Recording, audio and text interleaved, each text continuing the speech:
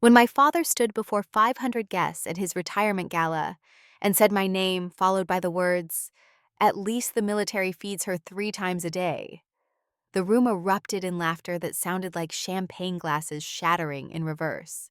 Sharp, glittering, expensive. The kind of sound people make when they've never had to choose between approval and integrity, when comfort has always won over truth. I stood 20 feet from the stage in the shadows by the east entrance of the Century Plaza Hotel ballroom, my hand resting on a leather briefcase that contained 35 years of documentation.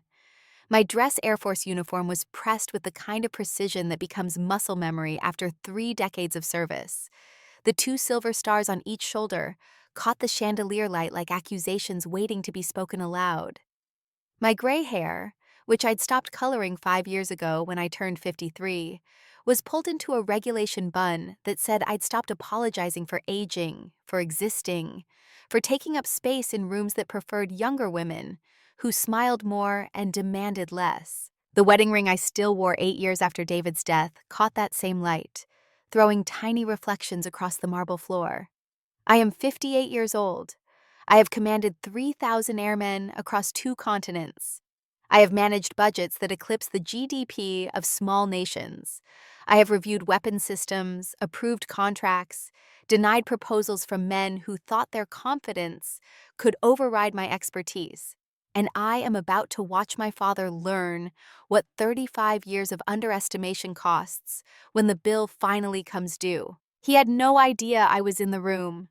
The invitation had arrived at my office 3 weeks ago, forwarded through official channels, because William Blackwell no longer had his daughter's personal address, no longer knew which base I called home, no longer knew anything about the woman who'd walked out of his mansion in 1988, wearing her mother's pearls and carrying a promise she'd whispered at a hospital bedside.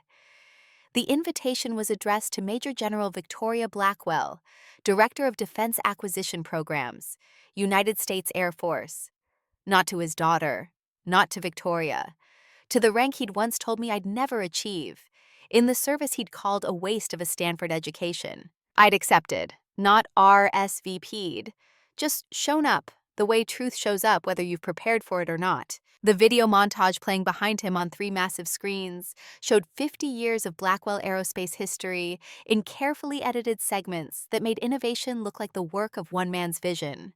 There was footage of early prototypes, government contracts signed with presidents smiling for cameras, expansions into new facilities across California and Texas and Virginia, 12,000 employees, 47 patents, 83 billion in lifetime contracts with the Department of Defense. What the montage didn't show, the name of the woman who'd co-designed the first guidance system, the engineer who'd solved the thermal regulation problem that made high-altitude reconnaissance possible, the aeronautical genius who'd spent late nights at MIT developing algorithms that would later become industry standard. Grace Chen Blackwell appeared in exactly 3 frames of the 15-minute tribute, always in the background, always slightly out of focus, always positioned as the wife who supported rather than the partner who built. My mother, erased from her own legacy while my father stood in spotlight accepting applause for work that had been as much hers as his. More hers if you counted actual innovation versus salesmanship, vision versus the ability to pitch that vision to men in suits who preferred dealing with other men in suits. Silence is not absence. It's a decision. It's power in waiting. It's 35 years of watching, documenting, preparing for the one moment that matters. My father looked older than his 76 years under the stage lights, though he'd aged well in the way wealthy men do when they can afford personal trainers and dermatologists and tailors who make $8,000 tuxedos look effortless. His silver hair was thick, professionally styled to suggest distinguished rather than elderly. His posture remained straight, commanding. He had the presence of someone who'd spent 5 decades walking into rooms and expecting them to rearrange themselves around his arrival. The laughter died down as he continued his speech. Something about legacy and vision and passing the torch to the next generation of aerospace innovation. His voice carried the practiced cadence of someone who'd given 1,000 speeches, who knew exactly when to pause for effect, when to inject humor, when to shift into sincerity that almost sounded genuine if you didn't know what lived beneath the performance. My daughter Victoria chose service over business, he was saying now, his tone suggesting this was a charming eccentricity, rather than a deliberate rejection of everything he'd tried to force her to become. A noble path, certainly. The military feeds her, clothes her, gives her purpose. I respect that choice, even if I don't understand it. But tonight is about those who chose to build empires rather than serve them, who chose innovation over orders, who chose to create rather than simply follow instructions someone else designed. More laughter. Knowing chuckles from the defense contractors and aerospace executives and senators who'd flown in from Washington for the event. They understood the subtext. His daughter had chosen the smaller path, the safer path, the path of following rather than leading. They pitied him for having raised someone who'd squandered her potential on a government salary and a uniform that looked identical to everyone else's. What none of them knew, the woman in that uniform was carrying documentation that would end his legacy before morning, that the modest government salary had been supplemented by an investment portfolio worth $47 million, built slowly and legally over 30 years of patient compound growth, that following orders had taught her the system well enough to know exactly which orders to give when the time came. I'd been waiting for this moment since August 15th, 1988, the day my mother died, whispering a secret she'd kept from both of us. The day I learned that silence kills more efficiently than cancer ever will. The master of ceremonies was walking onto the stage now, a retired Air Force colonel named Patterson, who'd transitioned into corporate consulting and probably didn't recognize my name in the program. Probably thought this was just another general showing up to maintain good relations with a major contractor. He was holding a microphone and smiling the way people smile when they're about to deliver a surprise they think will be pleasant. Ladies and gentlemen, please welcome Major General Victoria Blackwell, United States Air Force, Director of Defense Acquisition Programs. The silence that followed wasn't the absence of sound. It was the presence of shock, learning to breathe. My father's champagne glass slipped from his fingers in slow motion, crystal meeting marble with a crack that split the quiet like thunder. 500 heads turned in synchronized rotation, cameras flashing as I stepped from shadow into light, each footfall echoing across the ballroom floor in a rhythm that felt like countdown, like inevitability, like 35 years condensing into 35 steps. My heels struck marble the way revelations strike conscience, steady, unavoidable, impossible to ignore once they've announced themselves. The uniform was midnight blue under the chandeliers, almost black except where light caught the silver eagles and stars, and the constellation of medals across my chest. Expert Marksman, Meritorious Service Medal with 2 oak leaf clusters, Legion of Merit, Defense Superior Service Medal. Each one represented a year he'd thought I was wasting my life, a year he'd underestimated what I was building while he built his empire on foundations I would later discover were constructed from theft and silence, and the kind of calculated negligence that looks like business acumen until you examine the body count. Behind me, projected on all 3 screens, my official photograph appeared. Major General Victoria Blackwell, Director, Defense Acquisition Programs, United States Air Force. The image showed a woman in her late 50s with steel gray hair, 2 stars on each shoulder, and eyes that had stopped seeking approval sometime around the turn of the century. I reached the podium and stood beside my father. This close I could see the calculation happening behind his eyes, the rapid reconfiguration of reality that happens when someone discovers the daughter they've dismissed is now the person who holds approval authority over their legacy project. The $87 billion contract he'd positioned as his final triumph before retirement. The bid that would secure Blackwell Aerospace for another generation, cement his name in aerospace history, let him exit in glory rather than obscurity. The contract I'd spent 6 months reviewing, the contract I was about to deny. Thank you for that generous introduction. My voice carried across the ballroom without microphone assistance, trained by 3 decades of addressing troops in hangar bays and aircraft carriers, and forward operating bases where you learned to project authority, or you lost the room. I apologize for the interruption, Mr. Blackwell. Please, finish your speech. He was composing himself, finding the mask he'd worn for 50 years in corporate America, the face that revealed nothing while it assessed threat level and calculated response strategies. General, I didn't know you were coming. I know. The smallest smile touched my lips, the kind that doesn't reach the eyes because it's not about happiness. It's about recognition of irony. I've gotten very good at being underestimated. It's a skill I learned from watching my mother. The room was watching us now with the fascination people bring to disasters, drawn to the spectacle while grateful it's happening to someone else. My father's colleagues and friends and business partners seeing him for the first time as a man who'd lost control of his own narrative, who was standing beside a daughter he'd publicly dismissed only to discover she'd become the person holding his future in her briefcase. His laugh came out forced, artificial, the sound of someone trying to regain ground they didn't realize they'd already lost. Well, this is unexpected. Everyone, my daughter. We don't see each other often. 35 years? The correction was gentle but absolute. Not often at all. He flinched, microscopically, but I'd spent a lifetime studying his tells, learning to read the man who taught me young that love was conditional on compliance, that approval was currency to be earned through submission to his vision of who I should become. But I'm sure she's here to wish me well in retirement. I could have left it there, could have let him finish his speech, could have delivered my official remarks about the importance of public-private partnerships in aerospace innovation, could have shaken his hand for the cameras and left him to his celebration, could have denied his contract through official channels Monday morning, sent the notification through proper bureaucratic procedures, let him learn the news the way everyone else would learn it, through a press release and a phone call from his lawyers. That would have been professional, expected, safe. But I'd learned something in 35 years of military service that my father had never understood during his 50 years of corporate leadership. Timing matters more than comfort. Strategic deployment of information can achieve objectives that months of careful negotiation cannot. And sometimes, the most important mission is making sure certain truths get spoken in rooms where people are forced to hear them. Actually, I'm here in my official capacity. My hand moved to the briefcase, fingers resting on brass latches that suddenly felt like triggers. But we can discuss that after you finish, please. Your legacy. He tried to continue the speech, but the words came out hollow now, his voice uncertain in a way I'd never heard from him before.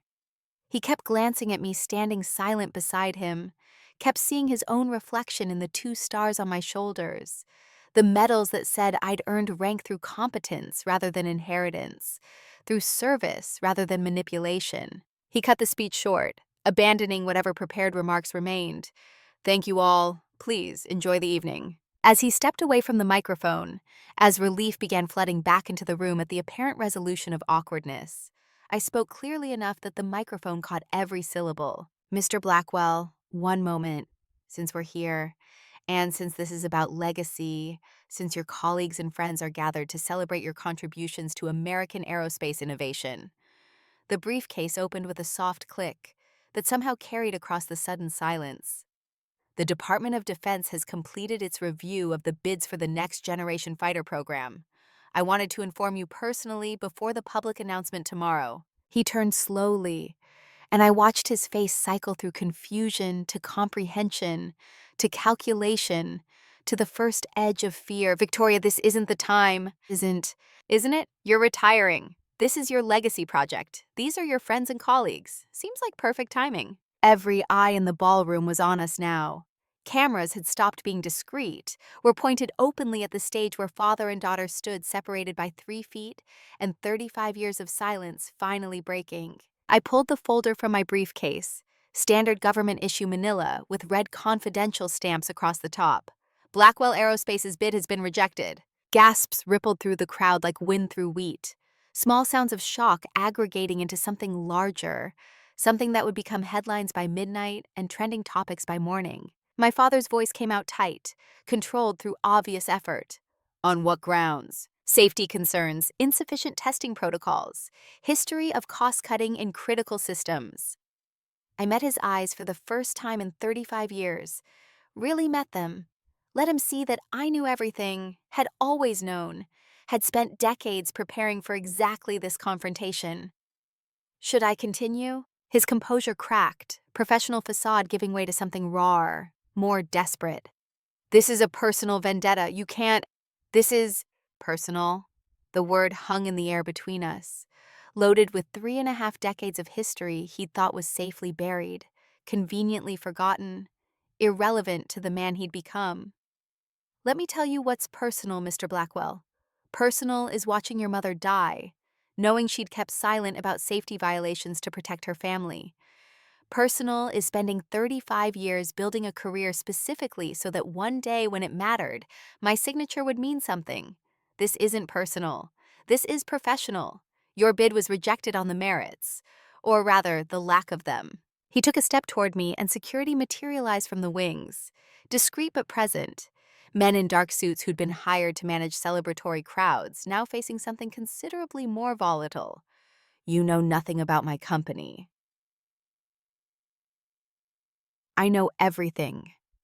My voice stayed level, each word delivered with the precision of someone who'd rehearsed this moment in silent preparation for years, who'd imagined every possible response and prepared counters for each. I know about the 1985 test pilot deaths, the faulty engine parts, the investigation you buried. I know because my mother documented it all before she died. And I know about the current bid because I've spent 6 months reviewing every line of it with the kind of scrutiny you taught me to apply to anything that seems too good to be true. Same pattern, different decade, lower costs through reduced safety margins. How many pilots this time, Dad? How many families get to receive folded flags because your profit margin looked better than your conscience? The word dad landed like ordnance, intimate and devastating, shattering any remaining pretense that this was just professional oversight. This was personal and professional intertwined, daughter and general occupying the same uniform, family history and national security converging in a ballroom where 500 witnesses were watching a man's legacy disintegrate in real time. He lunged toward me, or tried to, but security had already moved between us, professional barriers appearing with the efficiency that said they'd anticipated this possibility, had been briefed on family tensions, even if they hadn't understood the depth. His voice came out raw, stripped of corporate polish. You bitter, vindictive, you've waited 35 years for this? To humiliate me in front of everyone I've ever… No.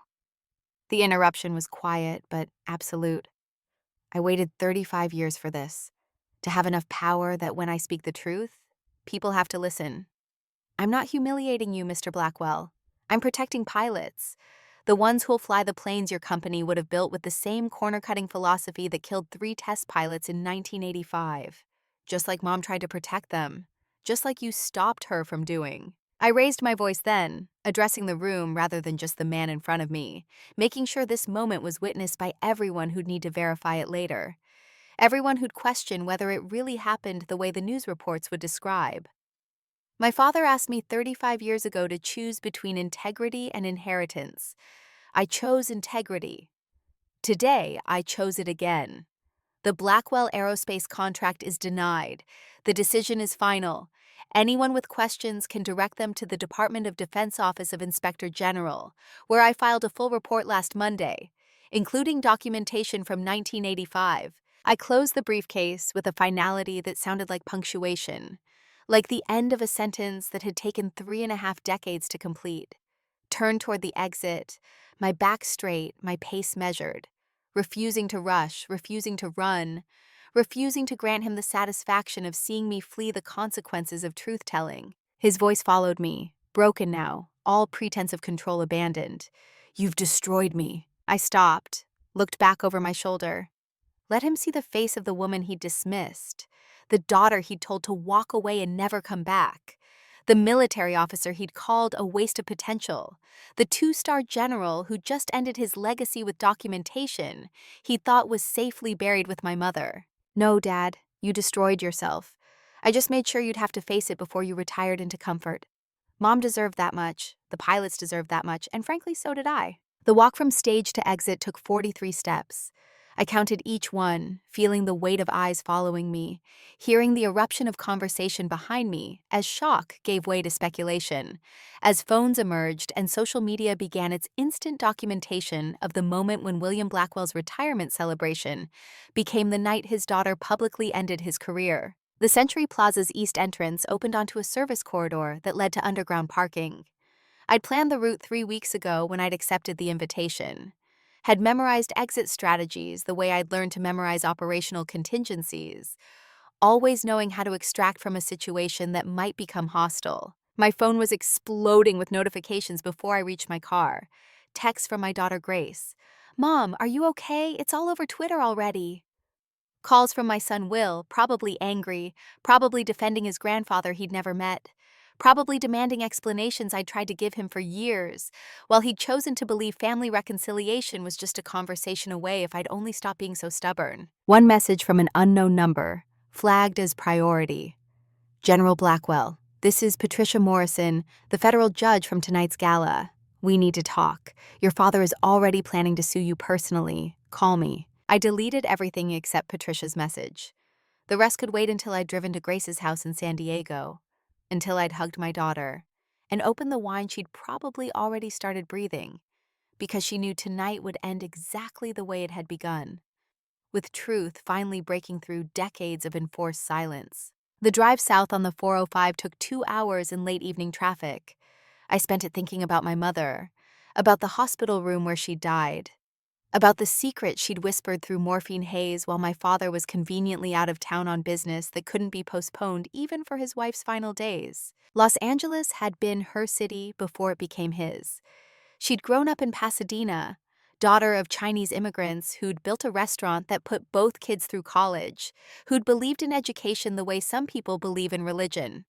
Grace Chen had graduated MIT with a degree in aeronautical engineering in 1962, one of 3 women in her class, one of maybe 20 Asian Americans in the entire engineering school. She'd worked at Boeing for 6 years before meeting William Blackwell at an industry conference in 1968. He'd been 25, already running his father's small aerospace parts manufacturing company, already planning expansion into design and systems integration, already positioning himself as the future of American aerospace innovation. She'd been 26, brilliant, hungry to build things that mattered, ready to believe that a partnership could be both professional and personal, that marriage and collaboration weren't mutually exclusive for women willing to work harder than their male counterparts. They'd founded Blackwell Aerospace together in 1973. My mother's technical expertise combined with my father's business acumen and sales ability. The early patents were all in her name. The breakthrough designs that made the company viable, the innovations that caught the attention of Defense Department contracts officers looking for smaller firms that could deliver specialized systems, the major contractors couldn't or wouldn't develop. By the time I was born in 1965, before the company officially existed, but while they were planning its formation, my mother was already being slowly written out of the narrative. Investors preferred dealing with William. Contract officers wanted to negotiate with the man in the suit rather than the woman with the slide rule.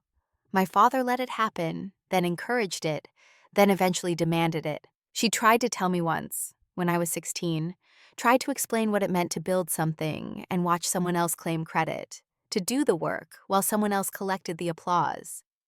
I hadn't understood then, had thought she was just bitter about corporate politics, about the unfairness that women faced in technical fields. I'd promised myself I'd be different. I'd be strong enough to demand recognition. I'd never let anyone take what was mine. That promise lasted until the summer of 1988, when I learned that strength without power is just noise, that demanding recognition means nothing, when the person you're demanding it from controls your financial security and has already demonstrated willingness to destroy anyone who threatens his narrative. Grace's house came into view just after 11 p.m., a modest California bungalow in North Park worth maybe $800,000 in San Diego's inflated market, close enough to her NASA office that she could bike to work when the marine layer wasn't too thick. The lights were on, warm yellow spilling through windows onto a small front yard that needed weeding but had a vegetable garden that proved she'd inherited her grandmother's practical streak along with her name. She was waiting on the porch with 2 wine glasses and an open bottle of Pinot Noir from some local vineyard I didn't recognize. 33 years old, my daughter, looking more like her father every year. David's sharp intelligence combined with my mother's technical precision, and something uniquely hers, a fierce joy in solving problems that neither David nor Grace nor I had ever quite managed to cultivate. "Mom," She stood as I parked, came down the steps without waiting for me to reach the porch, wrapped her arms around me in a hug that lasted longer than usual, longer than our normal greetings, the kind of embrace that said she understood what tonight had cost, even if she couldn't fully comprehend what 35 years of preparation had required. Gracie. The nickname slipped out, the one I'd used when she was small, before she'd decided Grace sounded more professional for a NASA aerospace engineer, before she'd understood that carrying her grandmother's name meant carrying her grandmother's legacy forward into futures that should have been Grace Chen Blackwell's to design. We sat on the porch steps drinking wine while San Diego's night air carried the scent of jasmine from a neighbor's garden and distant traffic hummed along the 163. She didn't ask questions immediately, just sat with me in the kind of comfortable silence that said she'd wait until I was ready, that she trusted I'd explain when explaining felt possible. "Your grandfather looks old," I finally said, watching moths circle the porch light in patterns that seemed random, but probably followed some logic visible only to insects. I hadn't seen him in person since I was 23. He's 76 now. I kept expecting to see the man who threw me out, but that man would be my age now. This man is old enough to be his father. Does that change anything? Grace's question was genuine curiosity, not judgment.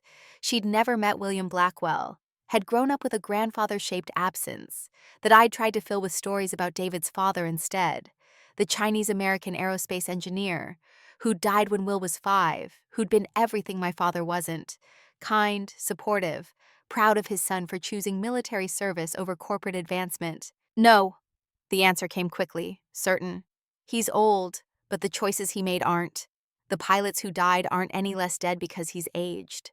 Mom isn't any less erased because time passed." Grace poured more wine, her movements precise the way engineers' movements often are, measuring exact amounts through habit rather than conscious thought. "Will called me. He's angry."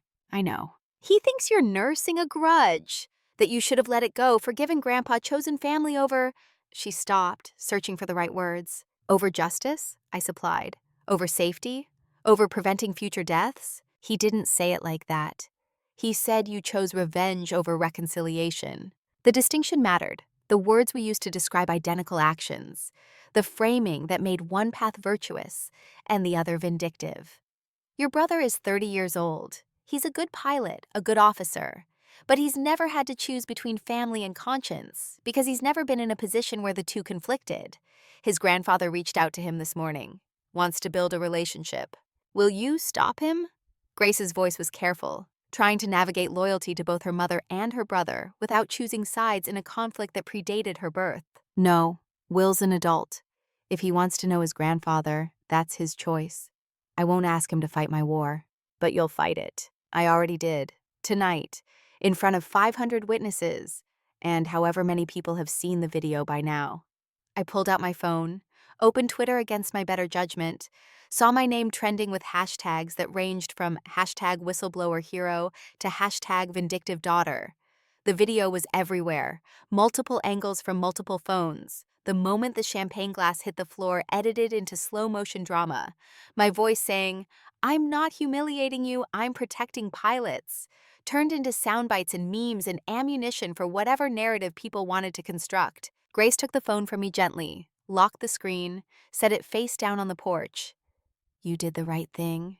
"I know. So why do you look like you're not sure?" The question hit deeper than intended, exposing uncertainty I'd been trying to ignore. Because doing the right thing and doing the kind thing aren't always the same. Because he's 76 years old, and I just destroyed his retirement in front of everyone he's ever worked with.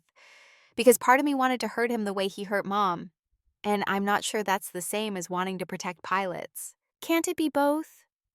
Grace shifted to face me directly, her expression serious in the way it got when she was working through complex problems, finding solutions that accommodated multiple variables.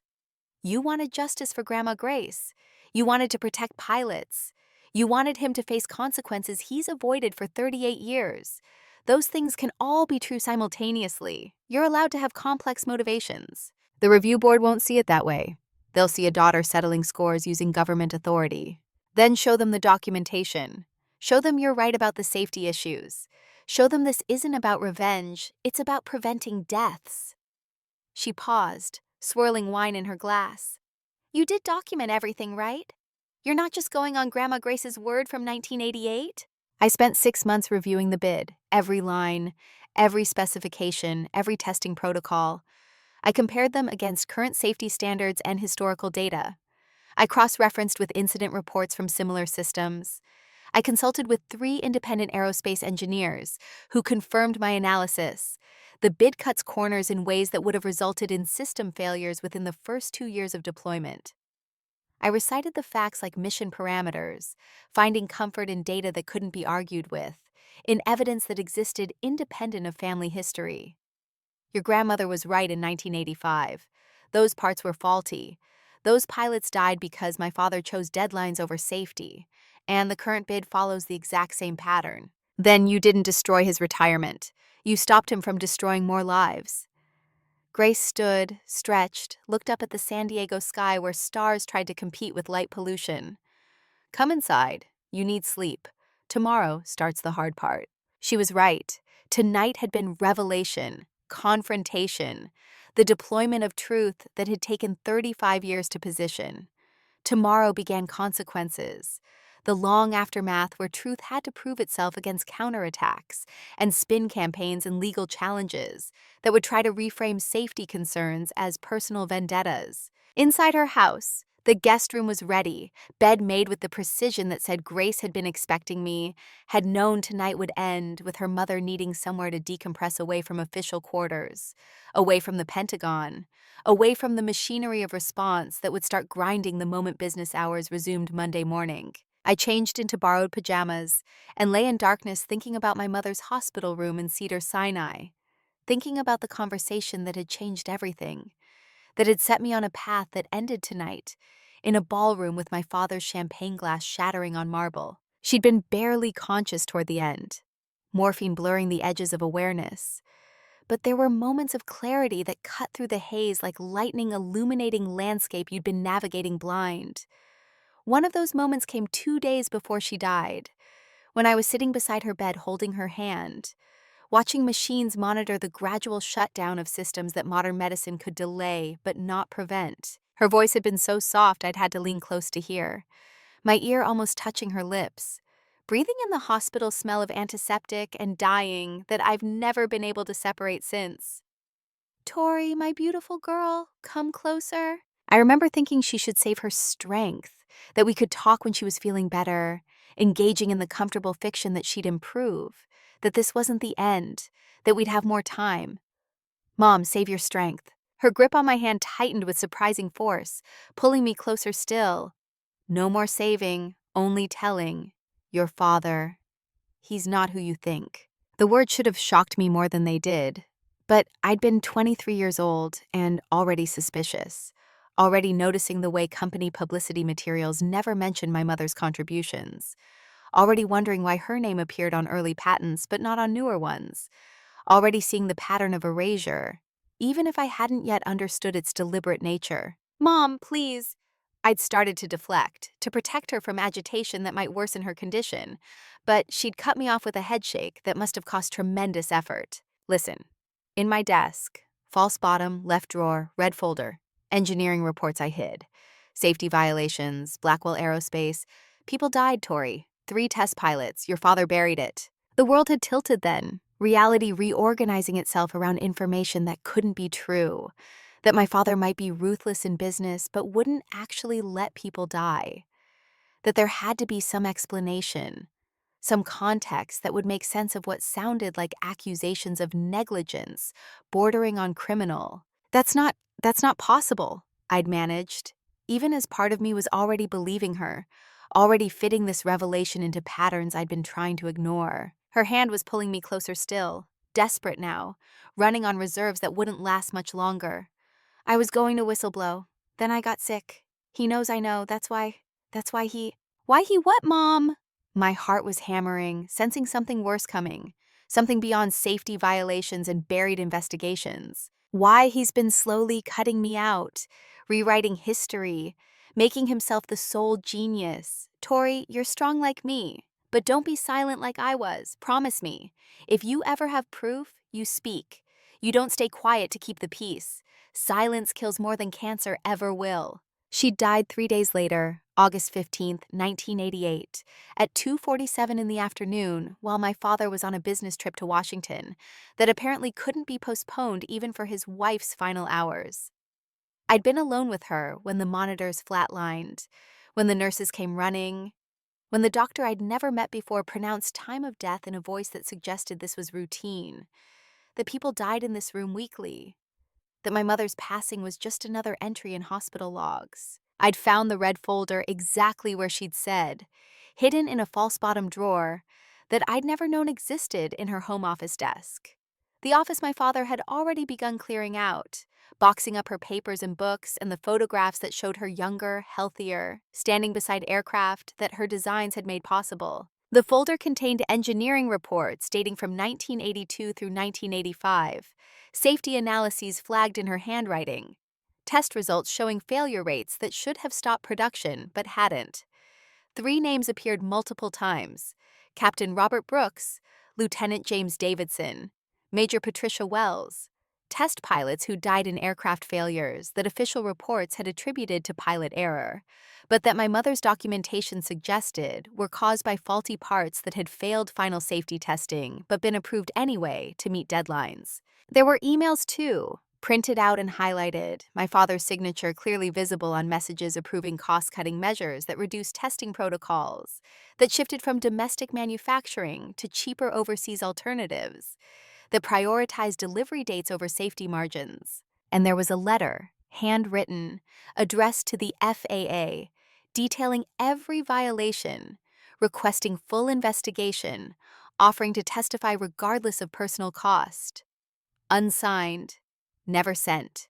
Dated March 3rd, 1988, 5 months before she died, 2 weeks before her cancer diagnosis. The letter explained what she'd been about to do, what my father had stopped her from doing, the threat implicit in the fact that she'd written it but never sent it. Morning arrived with the violence of exposure.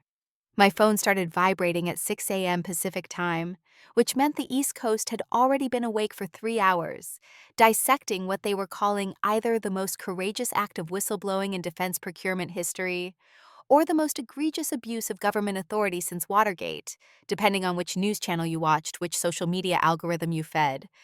Which version of reality felt more comfortable than examining the actual documentation? Grace made coffee while I scrolled through headlines on her laptop, each one a different interpretation of identical facts. Two-star General blocks father's $87 billion contract, hero or vendetta. Blackwell family drama exposes defense industry cracks. Victoria Blackwell, the daughter who destroyed an empire. Aerospace giant reels as general reveals safety violations. The comment sections were worse. Thousands of strangers who'd never reviewed a defense contract, never lost a spouse to equipment failure, never had to choose between family loyalty and preventing deaths, all confident they knew exactly what I should have done differently. Half of them praised my courage. The other half suggested I belonged in prison for corruption, for abuse of authority, for being a bitter daughter who'd weaponized her position to settle personal scores. Grace set the coffee mug beside the laptop, her hand briefly touching my shoulder, in the kind of wordless support that meant more than agreement, meant she'd stand with me even if I was wrong, even if this destroyed my career, even if defending me cost her professionally.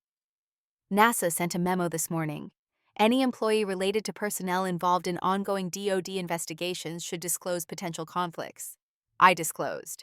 They said thank you for transparency and assigned me to a different program for the duration. The implications settled like weight.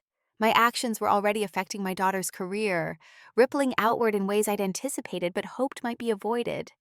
I'm sorry. Don't be. She sat across from me, cradling her own coffee. Artemis will still be there when this settles.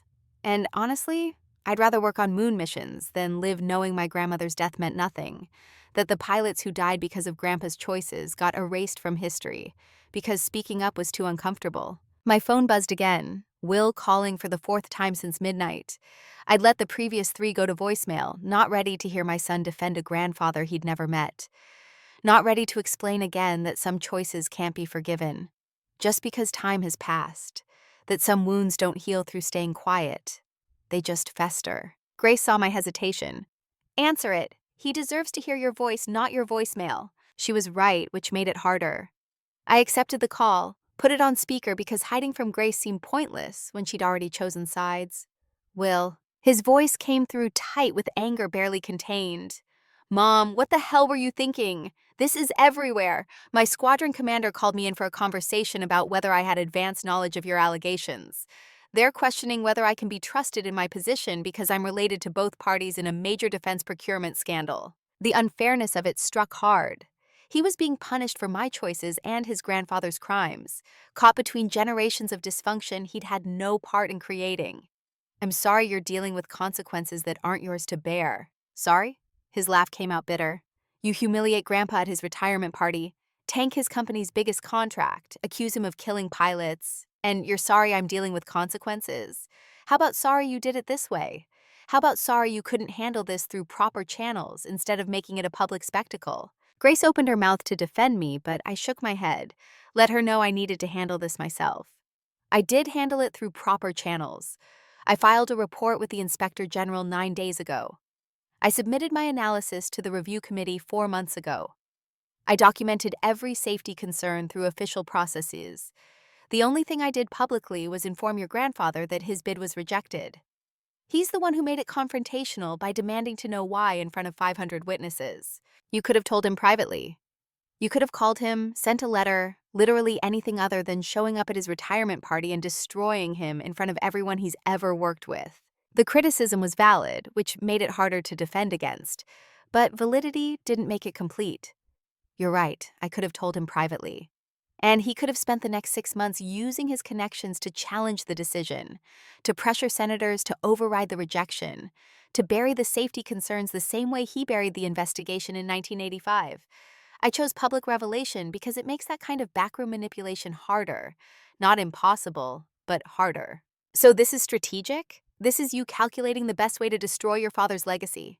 This is me calculating the best way to prevent pilot deaths. The correction came out sharper than intended. Will, I know you want to believe I'm nursing some decades-old grudge. It's simpler that way.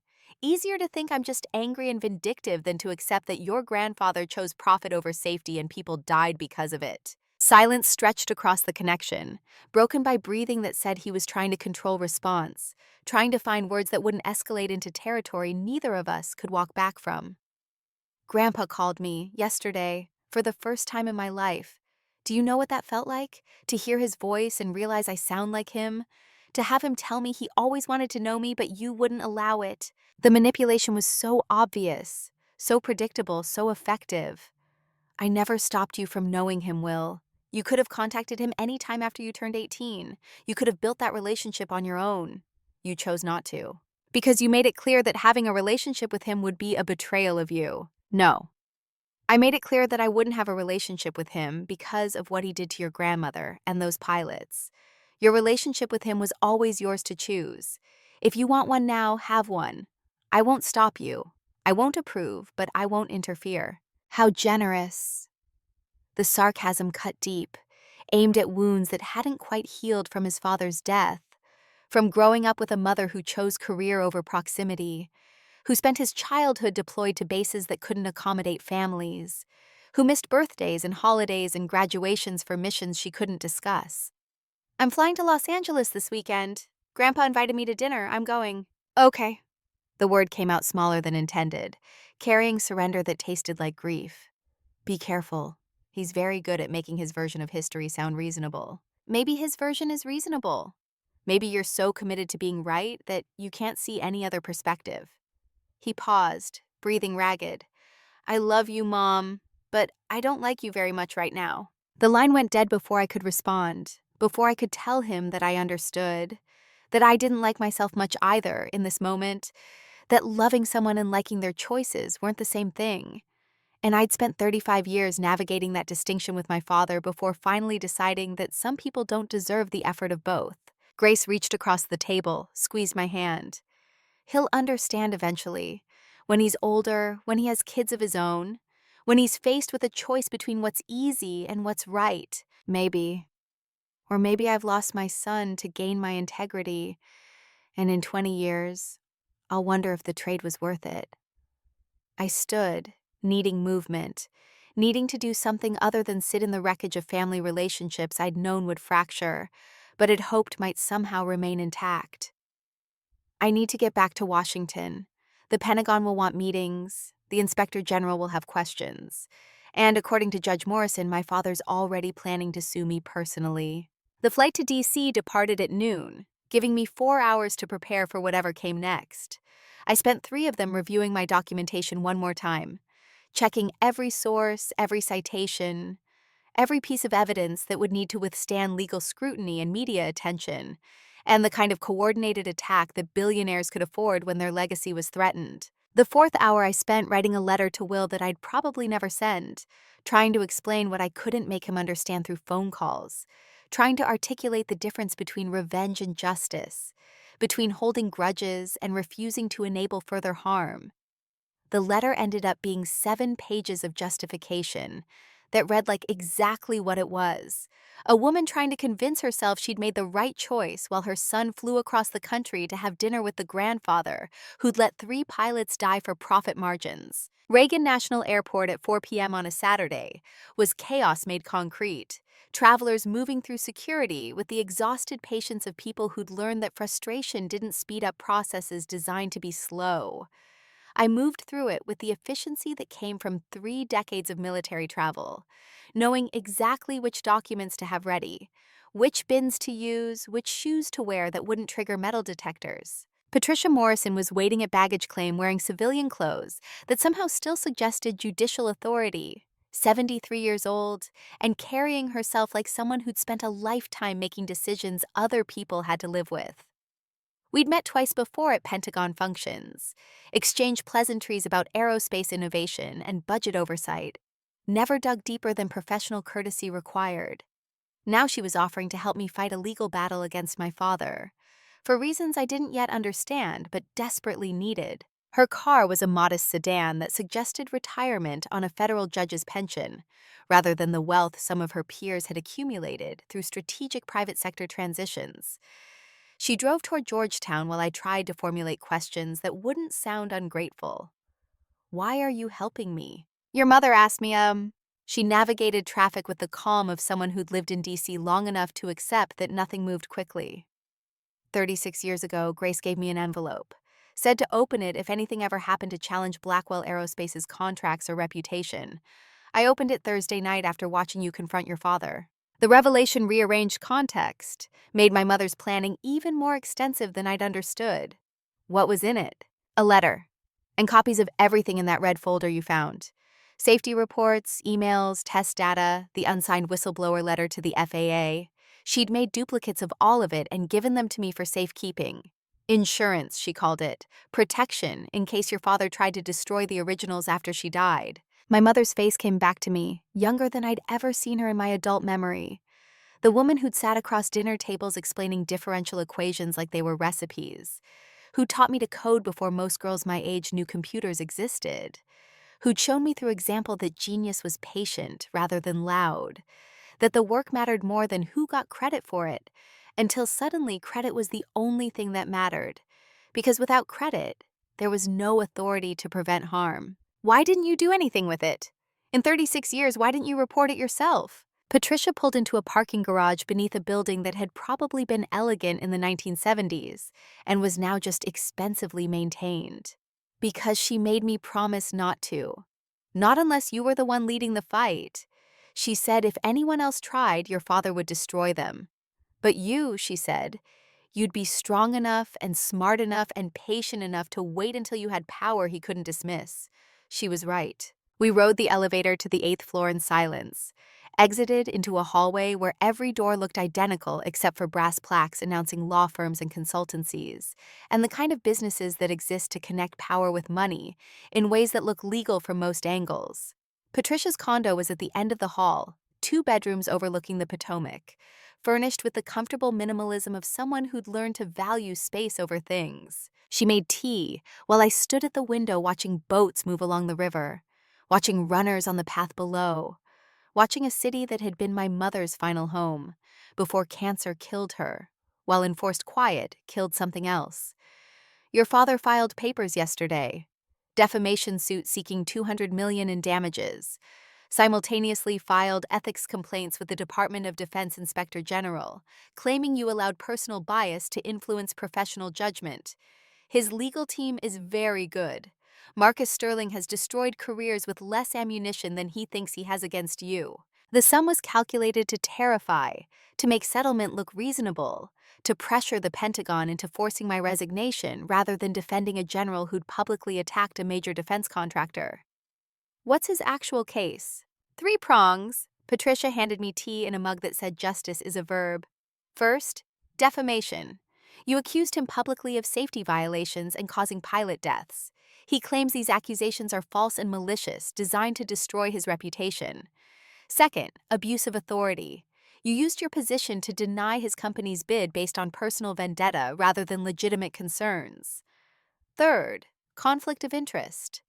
You have $47 million invested in defense contractors, including Lockheed and Northrop, Blackwell's competitors for this contract. Each prong had enough truth wrapped around the distortion to make it dangerous. The accusations aren't false. I have documentation, which he'll claim is fabricated or misinterpreted by someone with motive to lie. The abuse of authority is harder to defend because it's subjective. Did you deny the bid because of genuine safety concerns or because you wanted to hurt him? The conflict of interest is the most serious because it's provable and looks damning regardless of context. I sipped tea that tasted like bergamot, an acceptance of battles I couldn't win through evidence alone, battles that would be decided by narrative and perception, and which version of truth people wanted to believe. Those investments are in index funds, diversified portfolios that I've disclosed annually since 1995. I didn't choose which companies to invest in, the fund managers did. I know. But explaining that requires people to understand how index funds work, which most people don't. Saying General Blackwell profited from denying her father's bid is simple and sounds corrupt even if it's technically misleading. Simple wins in court of public opinion. The strategy became clear. The way my father's legal team would frame this to make me look vindictive and corrupt regardless of the actual facts. How do I fight it? Patricia set her tea down with the kind of deliberate care that signaled she was about to deliver difficult news. You don't fight the lawsuit directly. You fight the narrative. You prove beyond doubt that the safety concerns are real, that the bid was rejected on merit, that every action you took was proper procedure. You make him defend his company's practices instead of attacking your motives. And the Inspector General investigation? That's already happening! DOD launched formal review of your conduct Friday morning. They'll examine your financial disclosures, your role in the bid evaluation process, any communications that might suggest bias. My guess is they'll find nothing improper because you're meticulous and you've been preparing for this for 35 years. But the investigation itself damages you because it suggests wrongdoing worth investigating. The unfairness of it was obvious but irrelevant. Even being accused created stain that wouldn't fully wash out regardless of eventual exoneration. What do you suggest? Offense. Don't wait for his lawsuit to proceed. Don't wait for the IG investigation to clear you. Go on record with everything. Full disclosure. Every piece of evidence. Every safety concern. Make the story about the dead pilots and the faulty parts and the pattern of negligence, not about family drama and potential corruption. The idea had merit, but carried risk. That violates procurement confidentiality. I could be court-martialed for releasing classified bid information. The safety violations aren't classified. The test pilot deaths aren't classified. Your mother's documentation isn't classified because it predates current security protocols. Release those. Let reporters connect the dots to the current bid without you explicitly confirming the connection. Create enough smoke that people start asking why there's fire. A knock at the door interrupted before I could respond. Patricia checked the peephole, open to admit a woman in her early 60s carrying a leather portfolio that suggested expensive legal representation, wearing a perfectly tailored navy suit that cost more than most people's monthly rent. General Blackwell, this is Sandra Martinez. She retired from the Air Force as full colonel in 2016.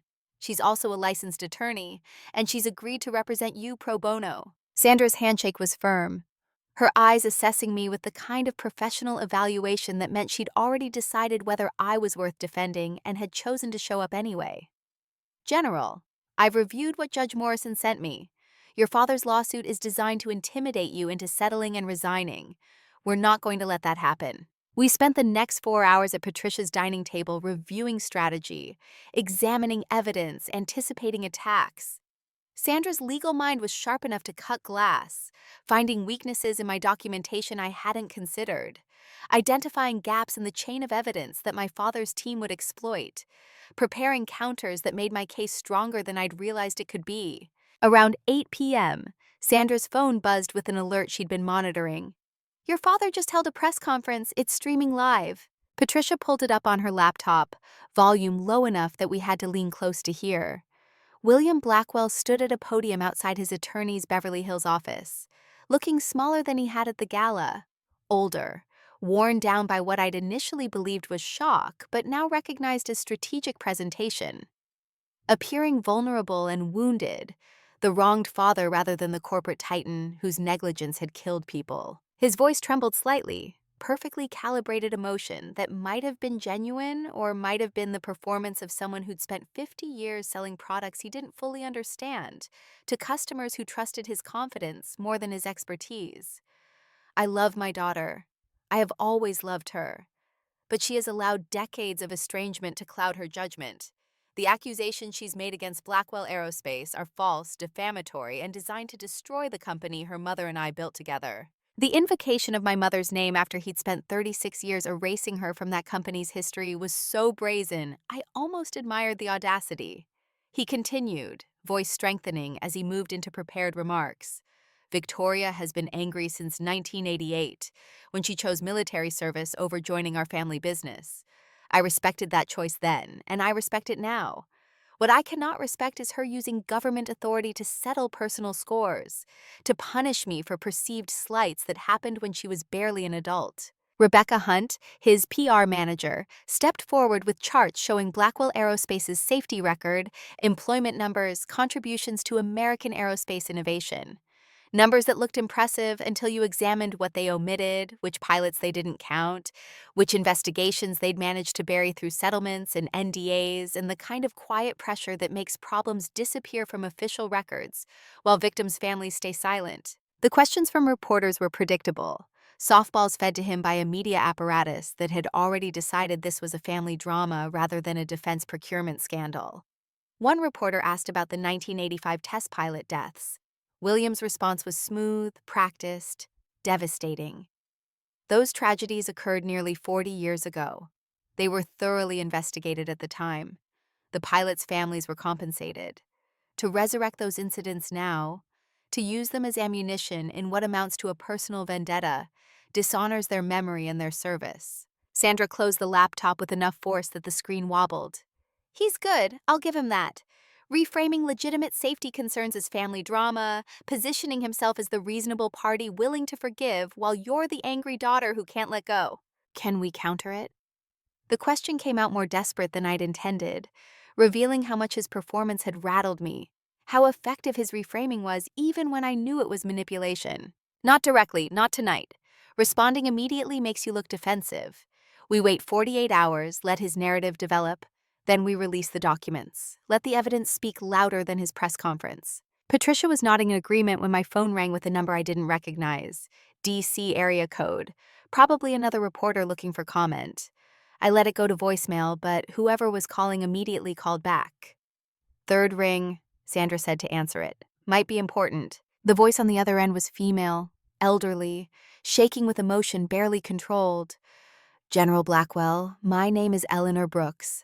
My husband was Captain Robert Brooks. He died August 14th, 1985, testing an F-16 retrofit. I saw your father's press conference. I need to talk to you." The name hit like recognition of something I'd known intellectually but never experienced personally, transforming abstract documentation into human connection. "Mrs. Brooks, I'm so sorry for your loss."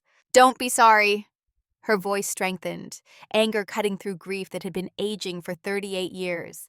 "Be angry. Your father just said on national television that Robert's death was thoroughly investigated, and I was compensated. That's a lie. They paid me $2 million to sign an NDA saying I'd never discuss the circumstances of his death. They told me it was pilot error.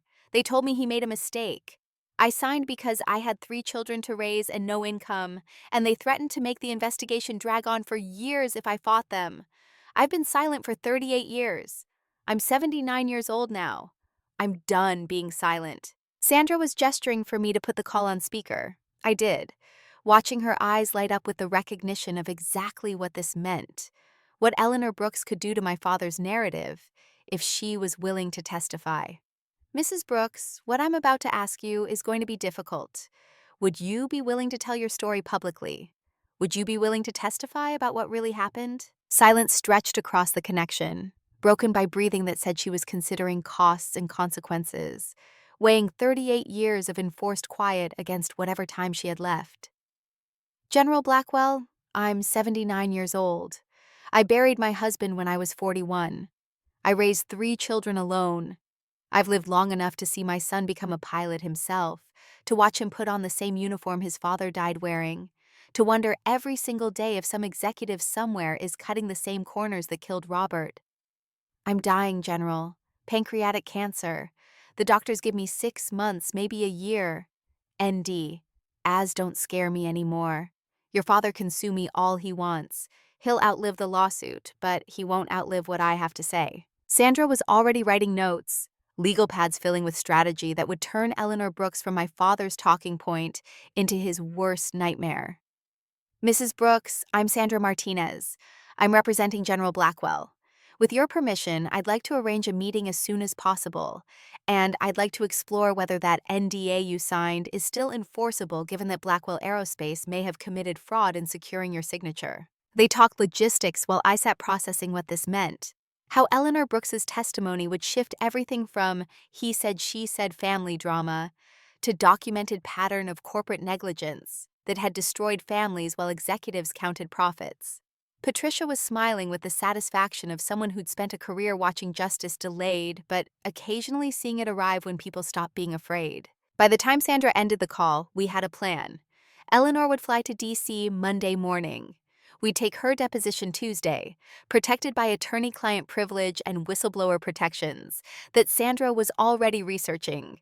Wednesday, we'd decide whether to release her testimony publicly or hold it for the congressional hearing that was becoming increasingly inevitable. Sunday morning arrived with more headlines.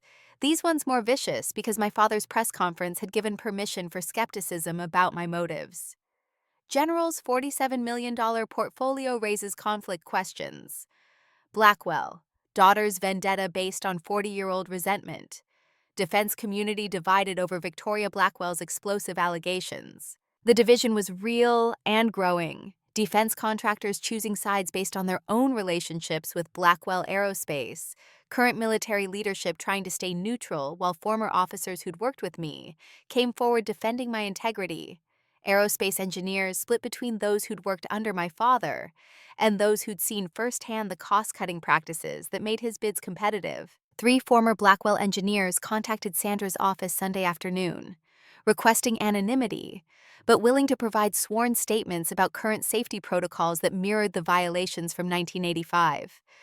One of them, a systems engineer named Thomas Chen, who'd worked at Blackwell for 12 years, was particularly damning. His statement detailed specific conversations where my father had personally ordered reduction of testing cycles to meet delivery schedules, where concerns raised by junior engineers were dismissed as overcautious, where the company culture explicitly prioritized deadlines over safety margins. Thomas's statement included emails he'd saved, violation of company policy but protected under whistleblower statutes, showing a pattern that made my allegations look restrained rather than exaggerated. Sandra was drafting motions to submit everything to the Inspector General when my phone rang again. Pentagon number this time. Not one I recognized, but routed through official channels. The voice belonged to Admiral James Richardson, who I'd worked with on 3 different procurement committees, who I'd always found professionally competent but politically careful, who was now calling on a Sunday evening for reasons that probably weren't social. General Blackwell, I hope I'm not interrupting. Not at all, Admiral. The formality was automatic, military courtesy that persisted even when you suspected you were about to be told something you didn't want to hear. I wanted to give you advance warning. Tomorrow morning, the Secretary of Defense is announcing a comprehensive review of the bid evaluation process for the Next Generation Fighter program. You're being placed on administrative leave pending the outcome of the Inspector General investigation. It's not a judgment on your conduct, just standard protocol when there are allegations of impropriety. Standard protocol that would be interpreted as confirmation of wrongdoing, as the Pentagon distancing itself from a general who'd become politically toxic. I understand, sir. Tory. The use of my first name signaled he was about to speak personally rather than officially. I've known you 15 years. I've never seen you make a decision based on anything other than mission requirements and safety considerations. Whatever the IG finds, I'll testify to that, for what it's worth. The offer meant more than he probably realized, coming from someone whose career would survive regardless of how this ended, who had nothing to gain and potential political capital to lose by publicly supporting me. It's worth a lot, sir. Thank you. Monday arrived with the weight of consequences becoming concrete. The Pentagon announcement came at 0900, carefully worded to suggest impartiality, while making clear I was under investigation, simultaneously defending the review process while declining to defend me personally. Media coverage treated the administrative leave as vindication of my father's claims, proof that the Pentagon had concerns about my conduct even if they couldn't say so explicitly. Eleanor Brooks arrived at Reagan National at 1100 hours, Sandra and I meeting her at baggage claim. 79 years old and dying, but she moved with purpose that said she'd spent 38 years preparing for this moment without knowing it would come, that she'd kept her silence because she'd had to, but never because she'd accepted it, never because she'd forgiven. Her deposition took 6 hours in Sandra's law office, every detail recorded and notarized, every date verified against records she'd kept because some part of her had always known she'd need them someday. The story she told was worse than the documentation suggested, because it included details that didn't fit neatly into engineering reports, human costs that got lost in technical language. Robert Brooks had been 43 when he died, test pilot with 20 years' experience, decorated veteran who'd served his country with distinction in multiple theaters before coming home to test aircraft that were supposed to be safer than combat zones. The F-16 retrofit was supposed to be routine, upgraded engine components that would improve fuel efficiency without compromising performance. The parts had failed initial testing, but been approved anyway, schedule pressure overriding safety concerns, the same pattern my mother had documented. The engine had failed at 12,000 feet, fire spreading faster than Robert could react, ejection system malfunctioning because the modified engine housing had compromised the mechanism's clearance parameters. He died on impact despite ejecting, despite doing everything right, despite 20 years of experience that couldn't compensate for equipment that had been knowingly deployed with fatal flaws. Eleanor had been at home with their 3 children when the Air Force officers knocked on her door, had spent the next 6 months being told it was pilot error, while she knew her husband never made errors, had been offered $2 million and threatened with years of litigation if she refused to sign away her right to speak about what had really happened. She'd signed because she'd had 3 kids to feed and no income and no leverage against a company that employed 1,200 lawyers and could outlast her through appeals and delays and the kind of procedural warfare that bankrupted families while corporations barely noticed the expense. I've thought about Robert every single day for 38 years. Her voice was steady now, past the grief into something colder and more permanent. Every time I see a plane overhead, I think about him burning. Every time I hear about military accidents, I wonder if someone cut corners to save money. Your father took my husband and then paid me to shut up about it. I took the money because I had to, but I never stopped knowing what really happened, and I never forgave. Sandra's recording captured every word, every pause, every detail that would become ammunition in depositions and hearings and the legal warfare that was just beginning. When we finished, Eleanor looked smaller, exhausted by the effort of finally speaking truth that had been festering for nearly 4 decades. But there was relief there too, the kind that comes from setting down weight you've been carrying so long, you'd forgotten what it felt like to stand straight. Tuesday brought more developments, faster than we could strategically respond to them. 3 more pilots' families contacted Sandra's office, each with similar stories of deaths attributed to pilot error, of settlements that included NDAs, of companies that had paid money to bury truth. Not all of them were my father's company, but enough were to establish pattern, to show this was an isolated incident, but systematic approach to managing liability. Wednesday morning, I sat in a Pentagon conference room facing the Inspector General's investigators, 5 officers whose job was to determine whether I'd abused my authority, whether personal bias had clouded professional judgment, whether my investment portfolio constituted conflict of interest that should have required recusal. The lead investigator was a colonel I'd never met, late 40s, carrying himself with the careful neutrality of someone who understood his findings would be political regardless of the facts. His questions were precise, designed to identify inconsistency or admission of impropriety. How long had I been estranged from my father? When had I first learned about the 1985 safety violations? Had I disclosed these to the review committee? Had I considered recusing myself? How much money did I have invested in Blackwell's competitors? I answered each question with documentation, with dates and amounts and records that showed every action had been proper procedure, every decision supported by evidence independent of family history. My investment portfolio had been disclosed annually since 1995. I'd attempted to recuse from the Blackwell Review and been denied by the Secretary of the Navy, who determined that my expertise was too valuable and the conflict was manageable with appropriate oversight. Every safety concern I'd raised was documented in official reports submitted months before I'd known my father would be at the gala. The investigators took notes, asked follow-up questions, gave nothing away about their preliminary assessment. The session ended after 4 hours with a promise of findings within 2 weeks, an eternity in media cycle time, long enough for my father's narrative to solidify into accepted truth regardless of what the investigation eventually concluded. Thursday brought the news Sandra had been anticipating. The Senate Armed Services Committee was scheduling oversight hearings on safety standards in defense procurement, with both William Blackwell and Victoria Blackwell subpoenaed to testify. Officially, the hearing was about industry-wide practices. Unofficially, everyone knew it was about whether a 2-star general had abused her authority to destroy her father's company, or whether that company had spent 40 years cutting corners that killed pilots. Friday morning, Sandra and I sat in her office reviewing testimony strategy when my phone rang with Will's number, the first time he'd called since our argument Sunday morning.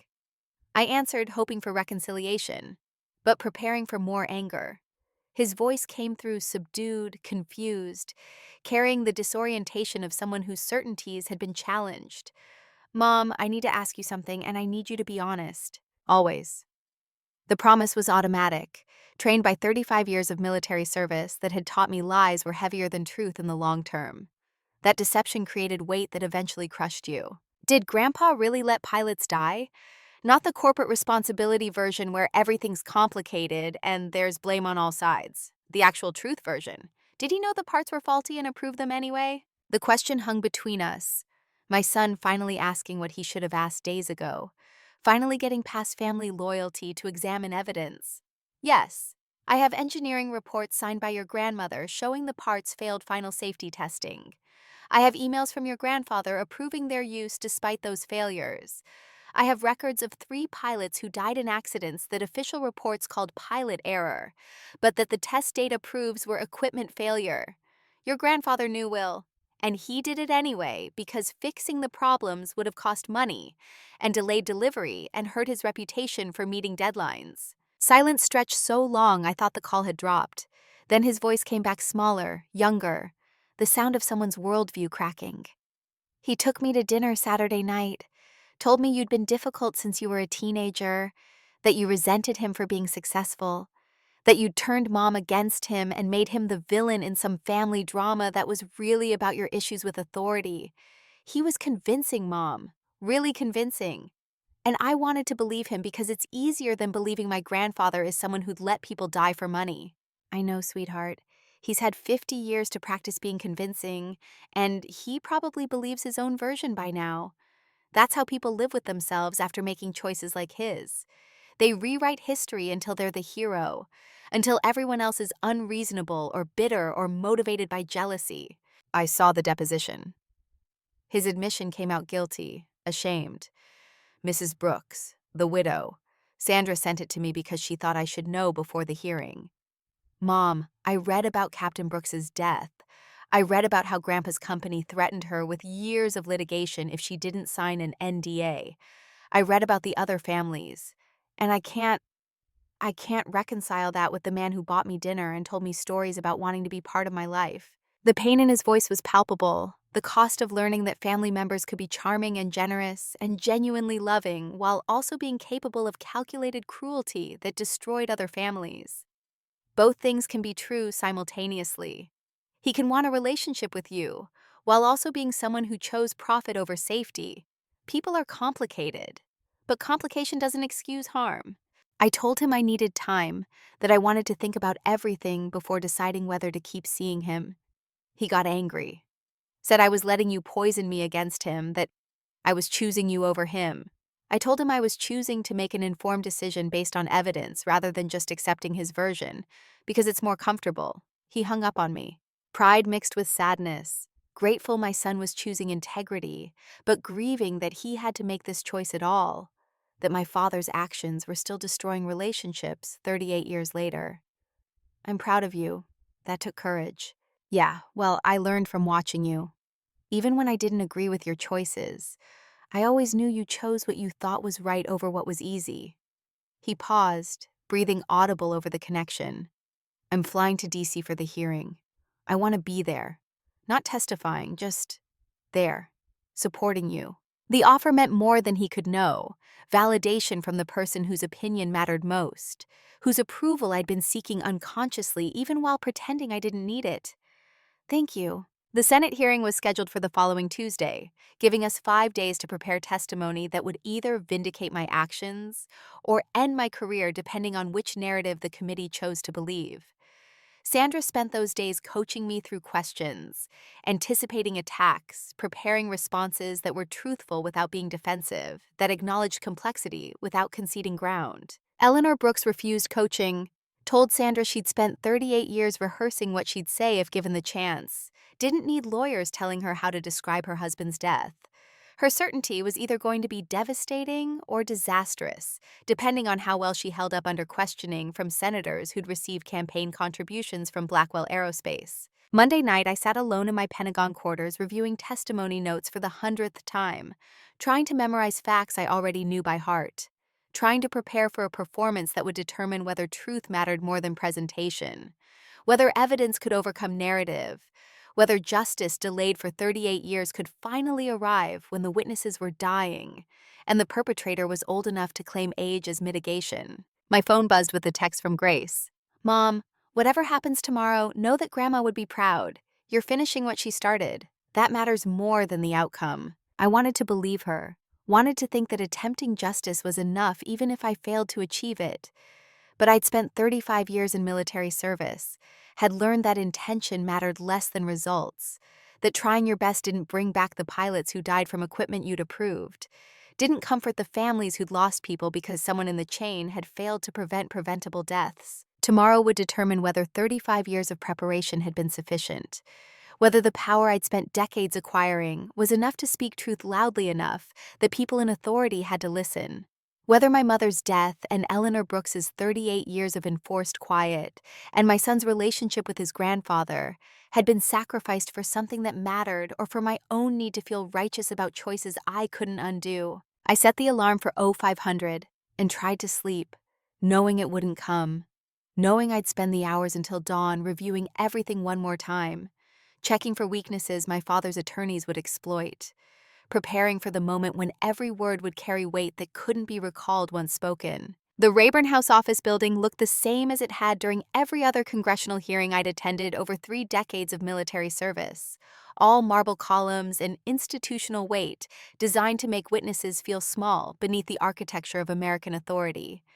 But this time I wasn't here as expert testimony supporting someone else's inquiry. I was the inquiry, the subject and the witness, the accused and the accuser, simultaneously. Sandra walked beside me through corridors already packed with reporters at 0730, cameras tracking our movement toward hearing room 2154, where the Senate Armed Services Committee would spend the next 8 hours determining whether I was a courageous whistleblower or a vindictive daughter who'd weaponized government authority for personal revenge. Will had texted an hour ago that he'd arrived. that he was sitting in the public gallery, that whatever happened, he wanted me to know he understood now why staying quiet had never been an option. The hearing room held 200 people when we entered, every seat filled, overflow crowding the back wall where staff stood with tablets recording everything for transcription and analysis. Front row left, my father's legal team, Marcus Sterling in a suit that probably cost more than most people's cars, Rebecca Hunt with her media strategy visible in the way she positioned herself for camera angles. Front row right, Eleanor Brooks, 79 and dying but sitting straight with the posture of someone who'd spent 38 years preparing to say things that couldn't be unsaid. The committee sat elevated on their dais, 12 senators whose political futures depended on navigating this correctly, on appearing to care about safety while not alienating defense contractors who funded campaigns, on looking tough on accountability while not creating precedent that might complicate future procurement. Chairman David Walsh, former Marine who'd lost 3 men in Iraq to faulty equipment, gavelled the session to order at 0800 exactly. His opening statement was carefully neutral, acknowledging both the seriousness of safety concerns and the importance of not rushing to judgment based on family dynamics. We're here to examine whether current defense procurement practices adequately prioritize safety, whether oversight mechanisms function as intended, and whether the allegations made by Major General Victoria Blackwell regarding Blackwell Aerospace have merit. This is not a trial. This is fact-finding. Let the facts speak. My father testified first, strategic positioning that let him frame the narrative before I could present evidence. He approached the witness table looking every day of his 76 years, moving carefully like someone conscious of appearing frail rather than threatening, wounded rather than dangerous. The performance was calculated brilliance, making me the aggressor and himself the victim before a single question was asked. His opening statement was masterful fiction dressed as wounded truth. Mr. Chairman, members of the committee, thank you for this opportunity to address allegations that have damaged my company's reputation and my family's legacy. I stand before you as a father who loves his daughter, despite 35 years of estrangement, as a businessman who has spent 50 years contributing to American aerospace innovation, and as someone falsely accused of negligence that resulted in pilot deaths. He detailed Blackwell Aerospace's history, its contributions to defense systems, its employment of 12,000 Americans across 15 states, its safety record over 5 decades. The numbers were impressive when presented without context, when you didn't examine which incidents got classified as pilot error versus equipment failure, when you didn't count the families paid to stay silent through ND, as that looked like settlements but functioned as hush money. Senator Maria Gonzalez, Democrat from California who'd built her reputation on corporate accountability, pressed him on the 1985 incidents. Mr. Blackwell, you stated those tragedies were thoroughly investigated. Can you provide documentation of those investigations? His hesitation was microsecond brief, but visible to anyone watching closely. The investigations were conducted by the Air Force at the time. Our company cooperated fully. The families were compensated according to standard practices. Standard practices meaning non-disclosure agreements in exchange for financial settlements? Her voice carried the sharpness of someone who'd done her homework, who'd read Eleanor Brooks's deposition, and knew exactly where this line of questioning led. The families were offered fair compensation. The NDAs were standard legal protection against prolonged litigation that would have been traumatic for everyone involved. He shifted slightly, uncomfortable with the direction, but still controlled.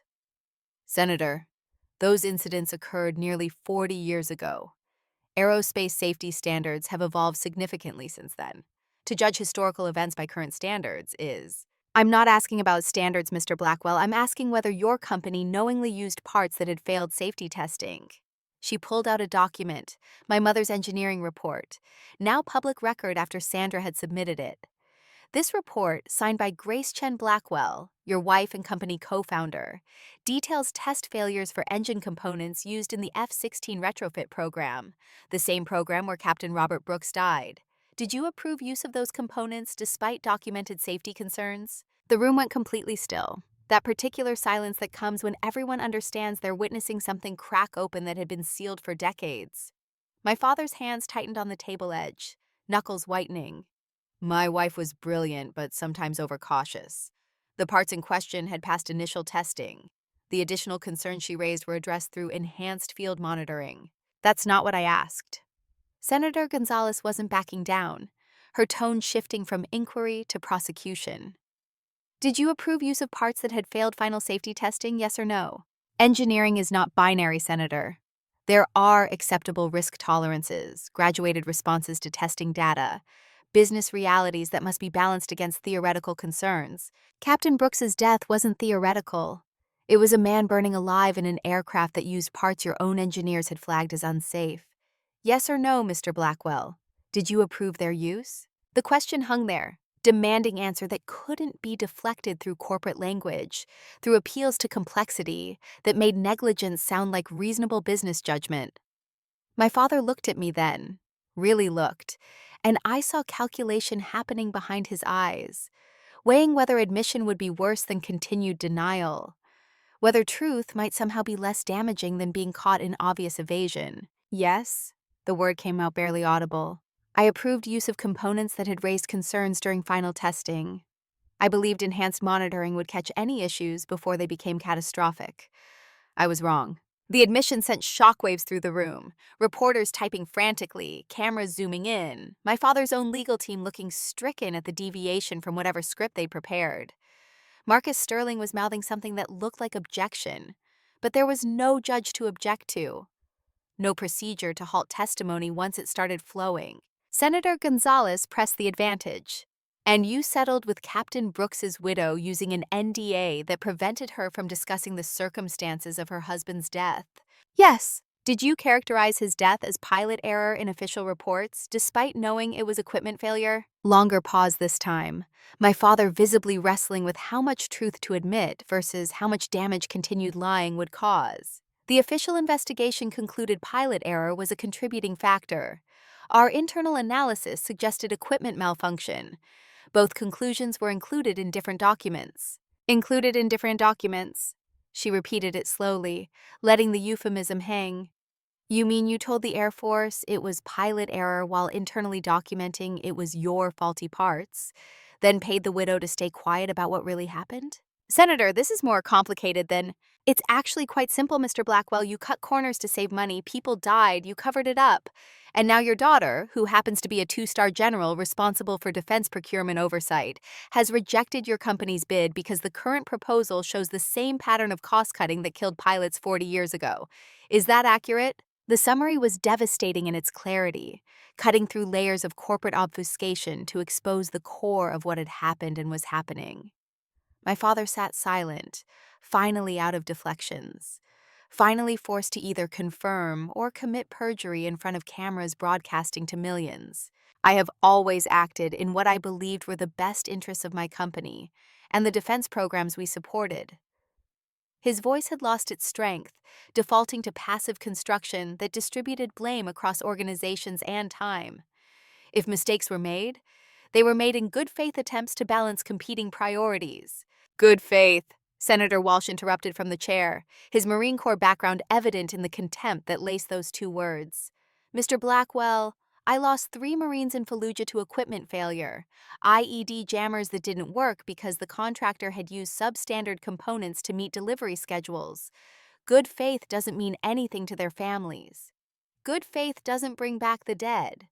Good faith is what people claim when they value schedule and profit over the lives of people who trust that the equipment we give them actually works. My turn came after lunch recess, after 3 hours of watching my father attempt to rebuild credibility that his own admissions had destroyed.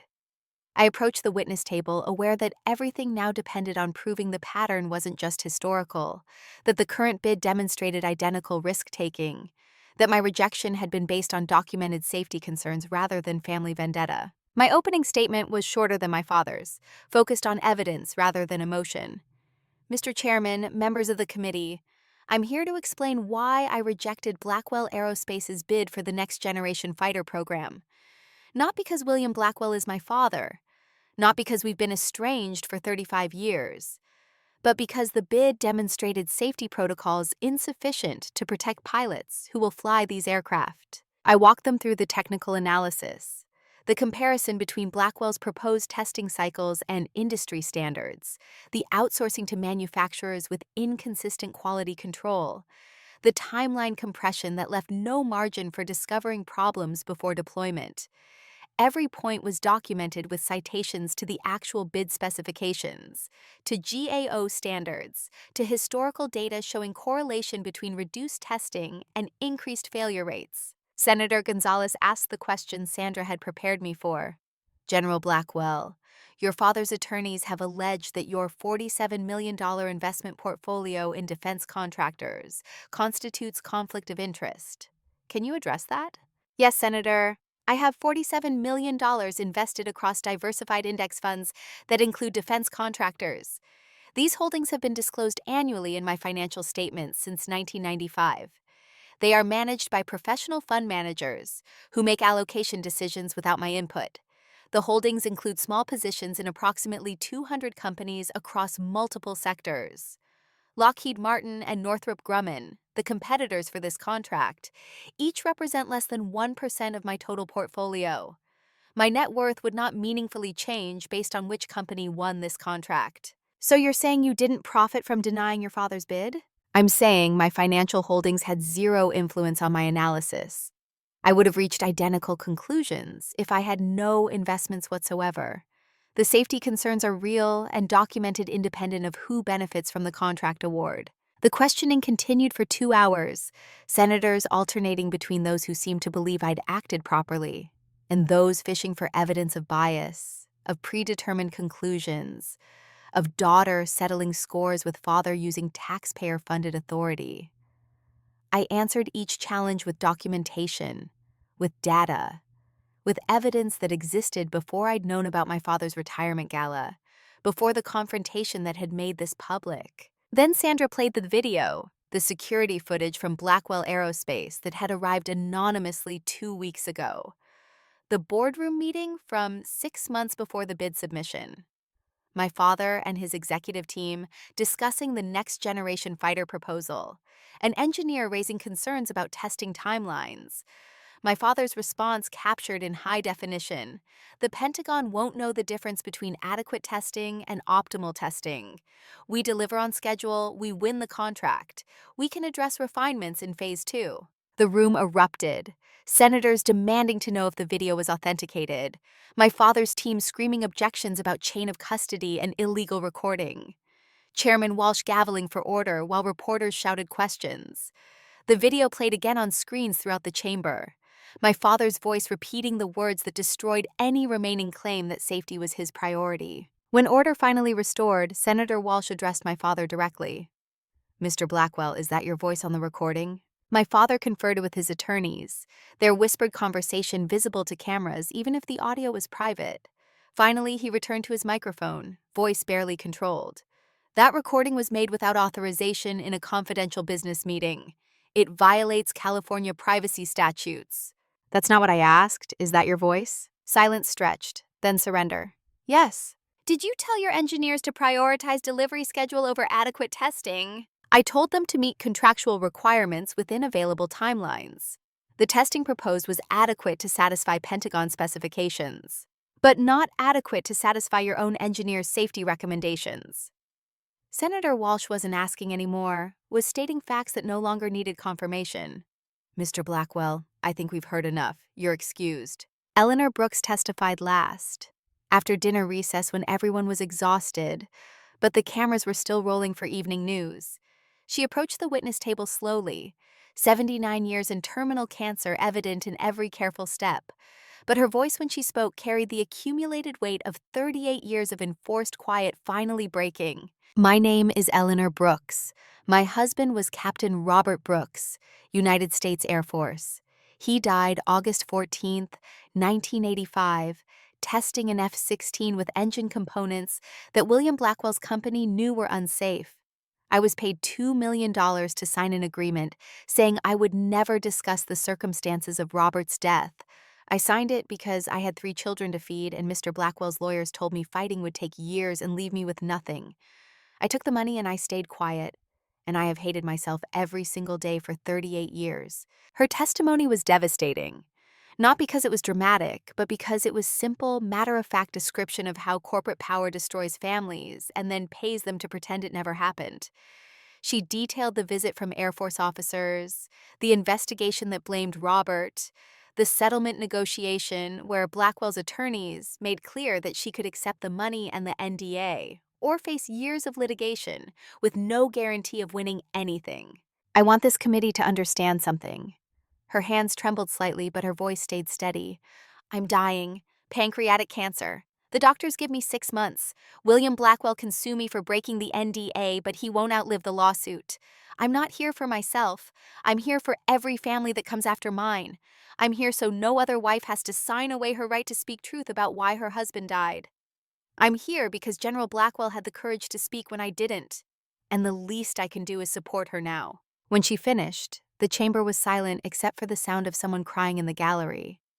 I turned and saw Will, my son, tears streaming down his face, finally understanding the full weight of what his grandfather had done, what his grandmother had tried to stop, what I'd spent 35 years preparing to reveal. The committee didn't vote that day. Chairman Walsh announced they would reconvene in 1 week to issue findings after reviewing all testimony and evidence.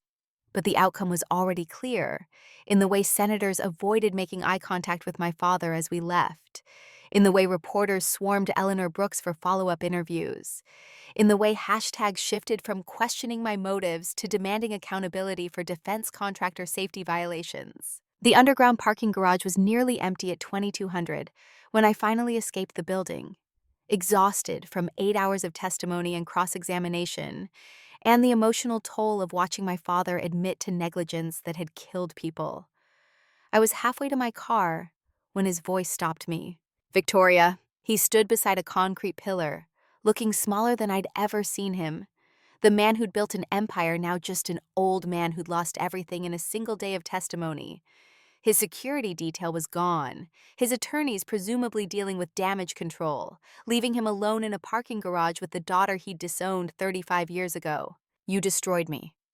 No anger in his voice now, just statement of fact delivered with the exhaustion of someone who'd stopped fighting. I stopped walking but didn't approach, maintaining distance that felt necessary even in this moment of mutual devastation.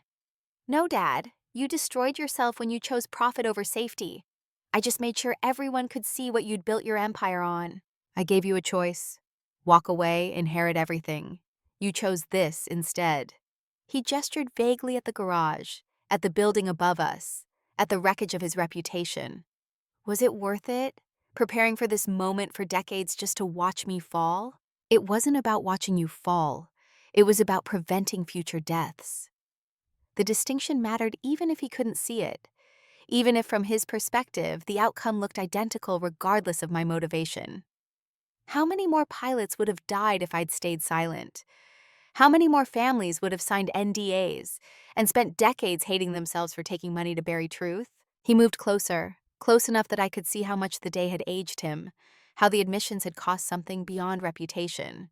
Your mother would be ashamed of you. The attack was designed to wound, but it bounced off armor I'd built over decades of knowing exactly what my mother would think. My mother is proud of me. She's the one who gave me the evidence. She's the one who told me to speak when she couldn't. She died knowing I'd finish what she started. And I did. That's not shame. That's legacy. Silence fell between us, broken by the echo of distant traffic and the hum of fluorescent lights and the sound of two people breathing in a concrete space that felt like the bottom of everything. My father sat on the garage floor suddenly, all pretense of strength abandoning him. Just an old man collapsing under weight he'd been carrying for 40 years. I loved her, Victoria, your mother. I loved her and I destroyed her.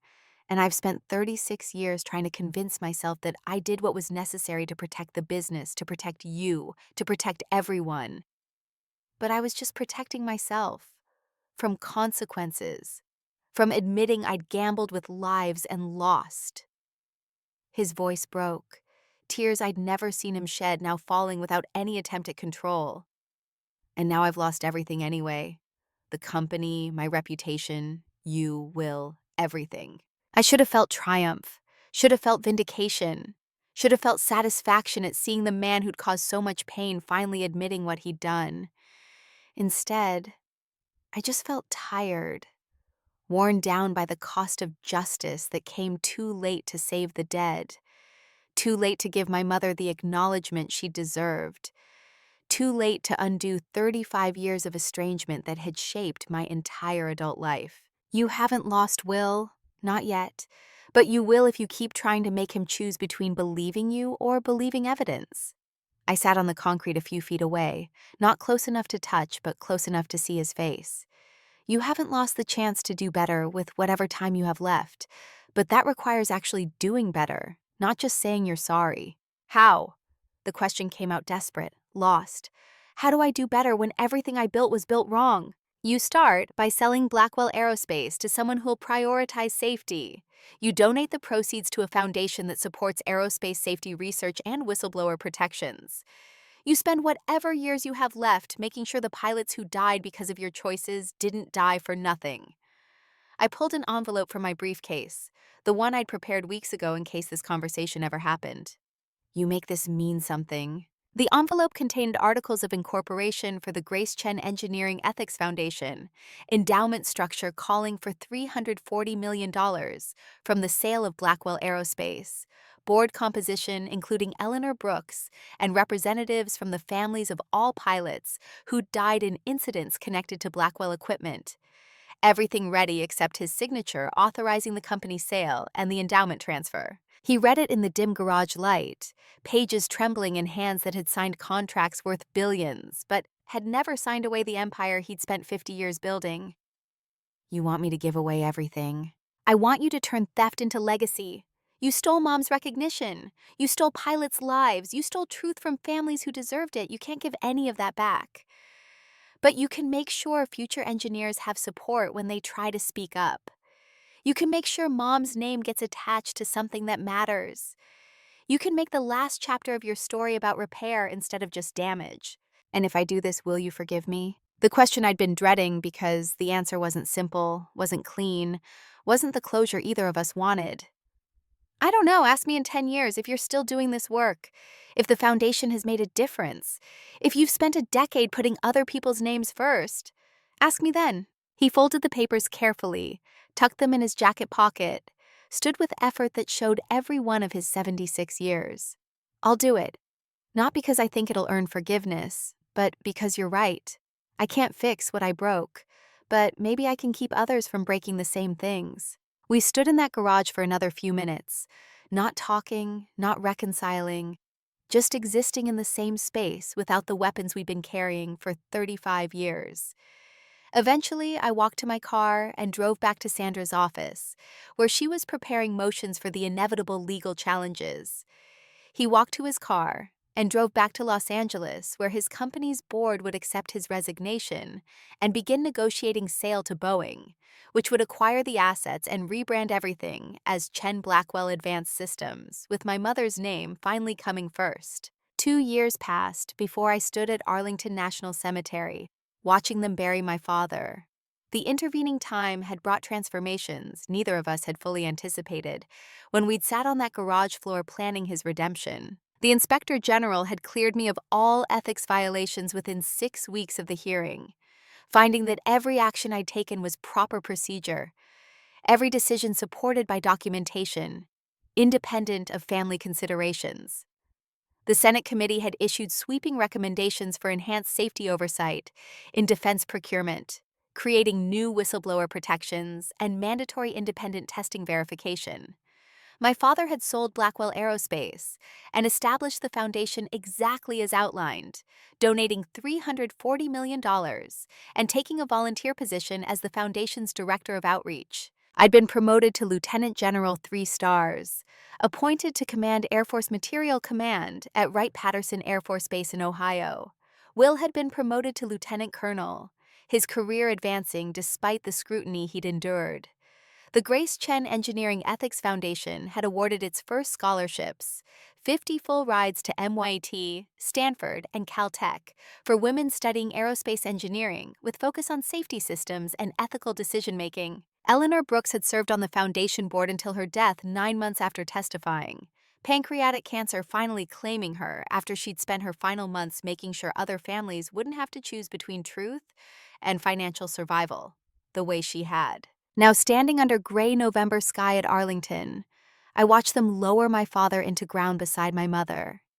79 years old, pancreatic cancer like Eleanor, diagnosed 6 months after he'd established the foundation, and given 3 months to live, but somehow stretching it to 18 through what doctors called either remarkable resilience or stubborn refusal to quit before finishing the work he'd started. The funeral was small by billionaire standards, maybe 100 people instead of the thousands who would have attended if he'd died at the height of his success.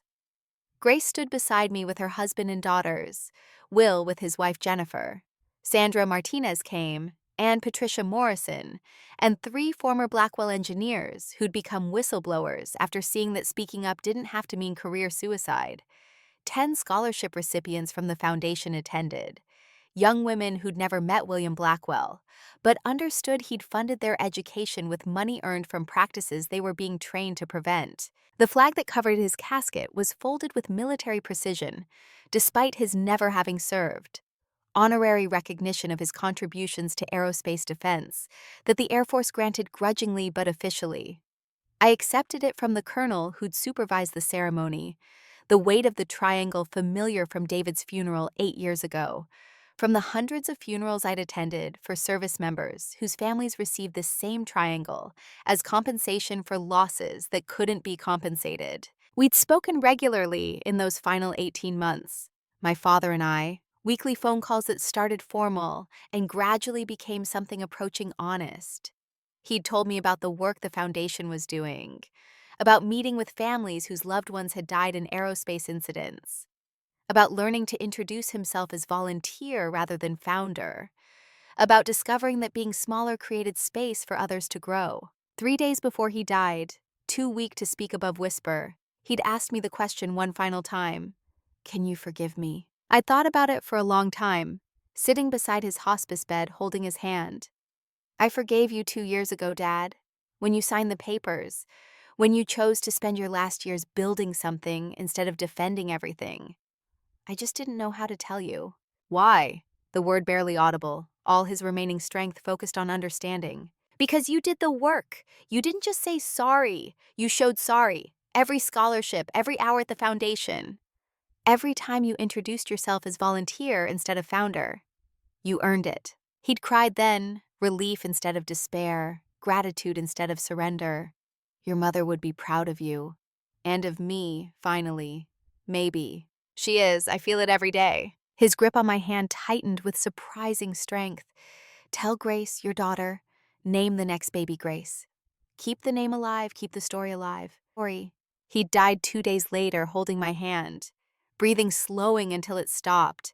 The man who'd spent 77 years proving the worst about himself, finally spending his last 2 years proving something better was possible, even that late, even that compromised, even after causing damage that could never be fully repaired. Grace approached after the ceremony, her youngest daughter in her arms, 3 months old, and named Grace Chen Blackwell Chen, in honor of both grandmothers and the legacy that connected them across generations.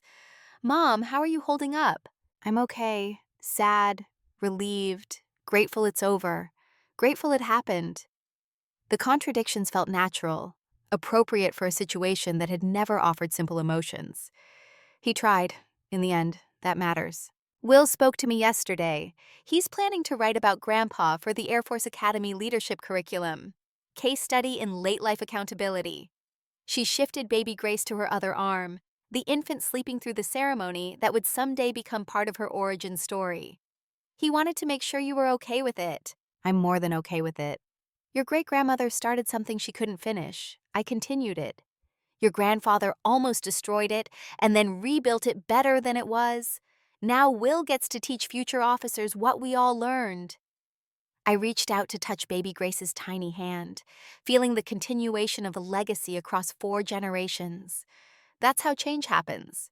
1 generation plants, the next waters, the 3rd harvests. 5 years after the congressional hearing, I stood before 200 Air Force Academy cadets at Colorado Springs, 63 years old, and newly retired from 35 years of service. delivering what the Academy had billed as my farewell address to the military that had been my entire adult life. The cadets sat in dress uniforms watching me with the mix of respect and skepticism that young people brought to anyone over 60, trying to teach them lessons about integrity when the world seemed designed to reward its opposite. I understood their skepticism. At 18, I'd have felt the same way listening to someone my current age talk about sacrifices and principles and the importance of patience. But I also understood something they didn't yet, that the skepticism would fade when they faced their first real test of character, when they had to choose between career advancement and doing what was right, when they realized that the choices you make at 23 determine who you are at 63. I enlisted at 23 for one reason. My voice carried through the auditorium without amplification, trained by 3 decades of addressing troops. To gain the power to speak truth, it took me 35 years to get that power. Some might say that's too long, but I learned something in those 35 years that I want you to understand. Power without preparation is just noise. I spent 3 decades learning systems, building credibility, documenting facts. So when I finally spoke, people had to listen. I told them about my mother, about finding her documentation after she died, about the choice she'd made to stay silent in order to protect me while leaving me tools to eventually speak for both of us. I told them about Eleanor Brooks and the 38 years she'd spent bound by an NDA, about the cost of enforced quiet that seemed necessary in the moment but accumulated weight over decades. I told them about my father's transformation, about learning that people could change even when they didn't deserve the chance, that accountability and redemption weren't opposites, but partners in a longer process than any single moment could contain. If you take one lesson from my career, take this. Your voice matters, but timing matters too. Build your credibility, document everything, wait for the moment when your truth can't be ignored, then speak, and never stop speaking. The standing ovation lasted 10 minutes, longer than I deserved, but gratifying anyway. Afterward, in the reception, where cadets lined up to shake hands and ask questions, a young woman approached last, 18 years old, aerospace engineering major, first in her family to attend the academy, recipient of the Grace Chen Foundation scholarship that had made attendance financially possible. General Blackwell, I need to tell you something. Her voice carried nervous determination. I'm only here because of your mother, because of what she tried to do and you finished doing. My scholarship essay was about safety versus schedule pressure in aerospace, about speaking up when executives want to cut corners, about being the engineer who says no even when saying yes would be easier. What's your name? I asked, though I somehow already knew. Grace and Gwyn. My parents named me after reading about your mother in the scholarship announcement. She paused, tears threatening but controlled. I just wanted to say thank you for not giving up, for waiting 35 years to have the power to make a difference, for showing me that patience and principle aren't opposites, they're partners. I hugged her, this young woman named Grace who carried forward legacy that had started with my mother's documentation and my father's negligence, and my 35 years of preparation. Thank you for being brave enough to study engineering when you know that speaking up might cost you everything. Thank you for understanding that some things are worth the cost. That evening, I drove alone to Arlington, to the section where my mother and father were buried side by side, their headstones finally telling truth that their marriage had obscured. Grace Chen Blackwell, 1936 to 1988, co-founder Blackwell Aerospace, aerospace engineer, truth teller. William Blackwell, 1947 to 2026, husband, father, flawed man who tried to do better. The cemetery was nearly empty at dusk, just me and a few other visitors paying respects to people who'd shaped their lives in ways both obvious and hidden. I sat on the grass between my parents' graves while Washington monuments glowed in the distance, while planes tracked overhead carrying passengers who'd never know how many engineers and generals and widows had fought to make those flights safe. I did it, Mom. Finished what you started. The company's sold. Your foundation is thriving. 527 scholarships awarded. Not one recipient has reported workplace retaliation for raising safety concerns. 3 aerospace companies have adopted enhanced testing protocols. 0 test pilots have died from inadequate safety margins since the standards changed. The wind moved through the cemetery, carrying scent of fresh-cut grass and the weight of conversations I'd had at graves over the years.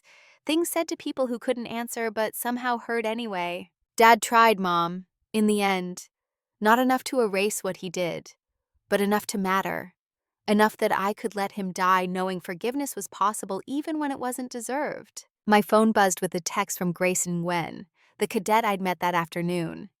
General, I just got assigned to a summer internship at Boeing working on the Chen Blackwell safety protocols. Thought you'd want to know. Thank you again for everything.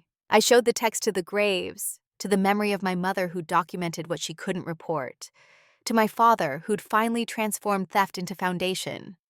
The circle had expanded further than any of us had imagined when this started with a red folder and a hospital room confession, and a promise to speak when speaking seemed impossible. My mother had planted by documenting.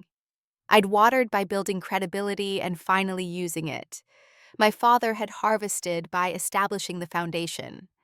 Now the next generation, my daughter Grace, my granddaughter Grace, Grace and Gwen, and the 526 other scholarship recipients, were cultivating, turning lessons learned into protocols and policies and cultural changes that would protect pilots who'd never know how close they'd come to flying aircraft that would have killed them. I stood, placed flowers on both graves, walked back to my car where the future waited in the form of teaching positions at 3 universities, speaking engagements at aerospace companies, consulting work helping the next generation of procurement officers understand that safety wasn't negotiable regardless of schedule pressure or budget constraints. The work wasn't finished. It never would be. But it continued. One scholarship and one testimony and one reformed protocol at a time, building toward futures where my mother's name meant more than the woman who stayed silent, where my father's name meant more than the man who valued profit over pilots, where my name meant more than the daughter who waited decades to act. We'd all become something more complicated and more true, people who'd planted and watered and harvested and replanted, generation after generation, until the garden grew larger than any of us had imagined possible, when we'd started with nothing but documentation and determination, and the conviction that truth had power if you were patient enough to let it accumulate. I drove home through Virginia evening, past the Pentagon where I'd spent so many years learning how power worked, past the memorials to people who'd served and sacrificed, past the neighborhoods where families lived unaware of the battles fought to keep them safe. My modest house near Wright-Patterson waited, lights on from timers, rooms filled with books and files and the accumulated evidence of a life spent preparing for moments that mattered. The teaching would start next semester. The consulting contracts were already signed. The speaking engagements filled my calendar for the next 18 months. But tonight was for reflection, for sitting with the reality that the fight I'd spent 35 years preparing for was over, that the outcome had been better than I'd hoped, but more complicated than I'd imagined, that justice and redemption could coexist, even when they shouldn't have to. I made tea, sat by the window watching planes track across Ohio sky, each one carrying people who trusted that someone somewhere had prioritized their safety over profit, that the systems worked even when they couldn't see them working, that speaking truth mattered even when it took decades to be heard. When honor endures, the past finally lets go. Not through forgetting, not through forgiving everything, but through transforming old wounds into new protections, turning enforced quiet into loud advocacy, making sure that people who died for negligence didn't die for nothing, and that people who survived had tools to prevent the next generation from paying the same costs. The cycle continued, imperfect and essential, each generation adding to foundations built by those who came before, each grace carrying the name forward into futures that honored the past while refusing to repeat its failures. My mother had died too soon to see it complete. My father had lived barely long enough to contribute to repair. I'd spent my entire adult life fighting for this outcome, and would spend whatever remained teaching others why the fight mattered. That was enough. Not everything I'd hoped for, but more than I dared believe possible when I'd found that red folder 36 years ago, and understood that my mother's quiet had been strategic rather than weak, that she'd trusted me to finish what she couldn't, that patience and preparation could transform into power when the moment finally arrived. Tomorrow I'd start teaching. Next week I'd consult with Boeing on the Chen Blackwell protocols. Next month I'd speak at MIT to scholarship recipients, studying aerospace engineering with ethics at the center of their curriculum. But tonight was for sitting with gratitude that the work had mattered, that the wait had been worth it, that speaking truth had changed systems, even when it couldn't change the past. Outside, stars emerged as darkness deepened. Same stars my mother had studied when she dreamed of building spacecraft. Same stars that guided pilots through skies made safer by engineers willing to say no when executives demanded yes. Same stars that would guide the next generation of Graces as they carried this legacy forward into futures we'd prepared for but would never see. The garden continued growing, tended by hands we'd trained, watered by tears we'd shed, harvested by people who understood that change was measured in generations rather than moments, that justice could be delayed but didn't have to be denied, that silence could be strategy as long as it eventually gave way to speech loud enough to matter. I finished my tea, turned off the lights, climbed stairs to a bedroom that had never quite felt like home, because home had always been the work, the mission, the conviction that what I was building mattered more than comfort or approval, or the relationships I'd sacrificed along the way. But maybe, finally, I could rest. Not retire from caring, but rest from carrying alone. The foundation would continue, the scholarships would multiply, the next generation would fight battles I couldn't imagine using tools I'd helped create. That was legacy, not controlling outcomes, but enabling others to achieve them. Not demanding credit, but creating systems that worked regardless of who got recognized. I slept that night without reviewing documents, without checking testimony notes, without preparing for confrontations that had already happened, or anticipating attacks that would never come. Just sleep, deep and dreamless, the rest that comes when you finish something that mattered, and can finally trust that others will carry it forward when you're gone. Tomorrow would bring new work, new challenges, new opportunities to teach what I'd learned through decades of patient preparation. But tonight was for accepting that the main fight was over, that the outcome had been better than warfare usually allows, that my mother could rest knowing her documentation had mattered, that my father had died knowing redemption was possible, that I could live knowing I'd kept the promise whispered in a hospital room 36 years ago. Power without preparation is just noise, but preparation without power is just potential. I'd had both finally, when it mattered most. That was enough. That was everything. That was the legacy worth leaving, not perfection, but persistence, not victory, but continuation, not silence, but speech that echoed through generations long after the speakers were gone.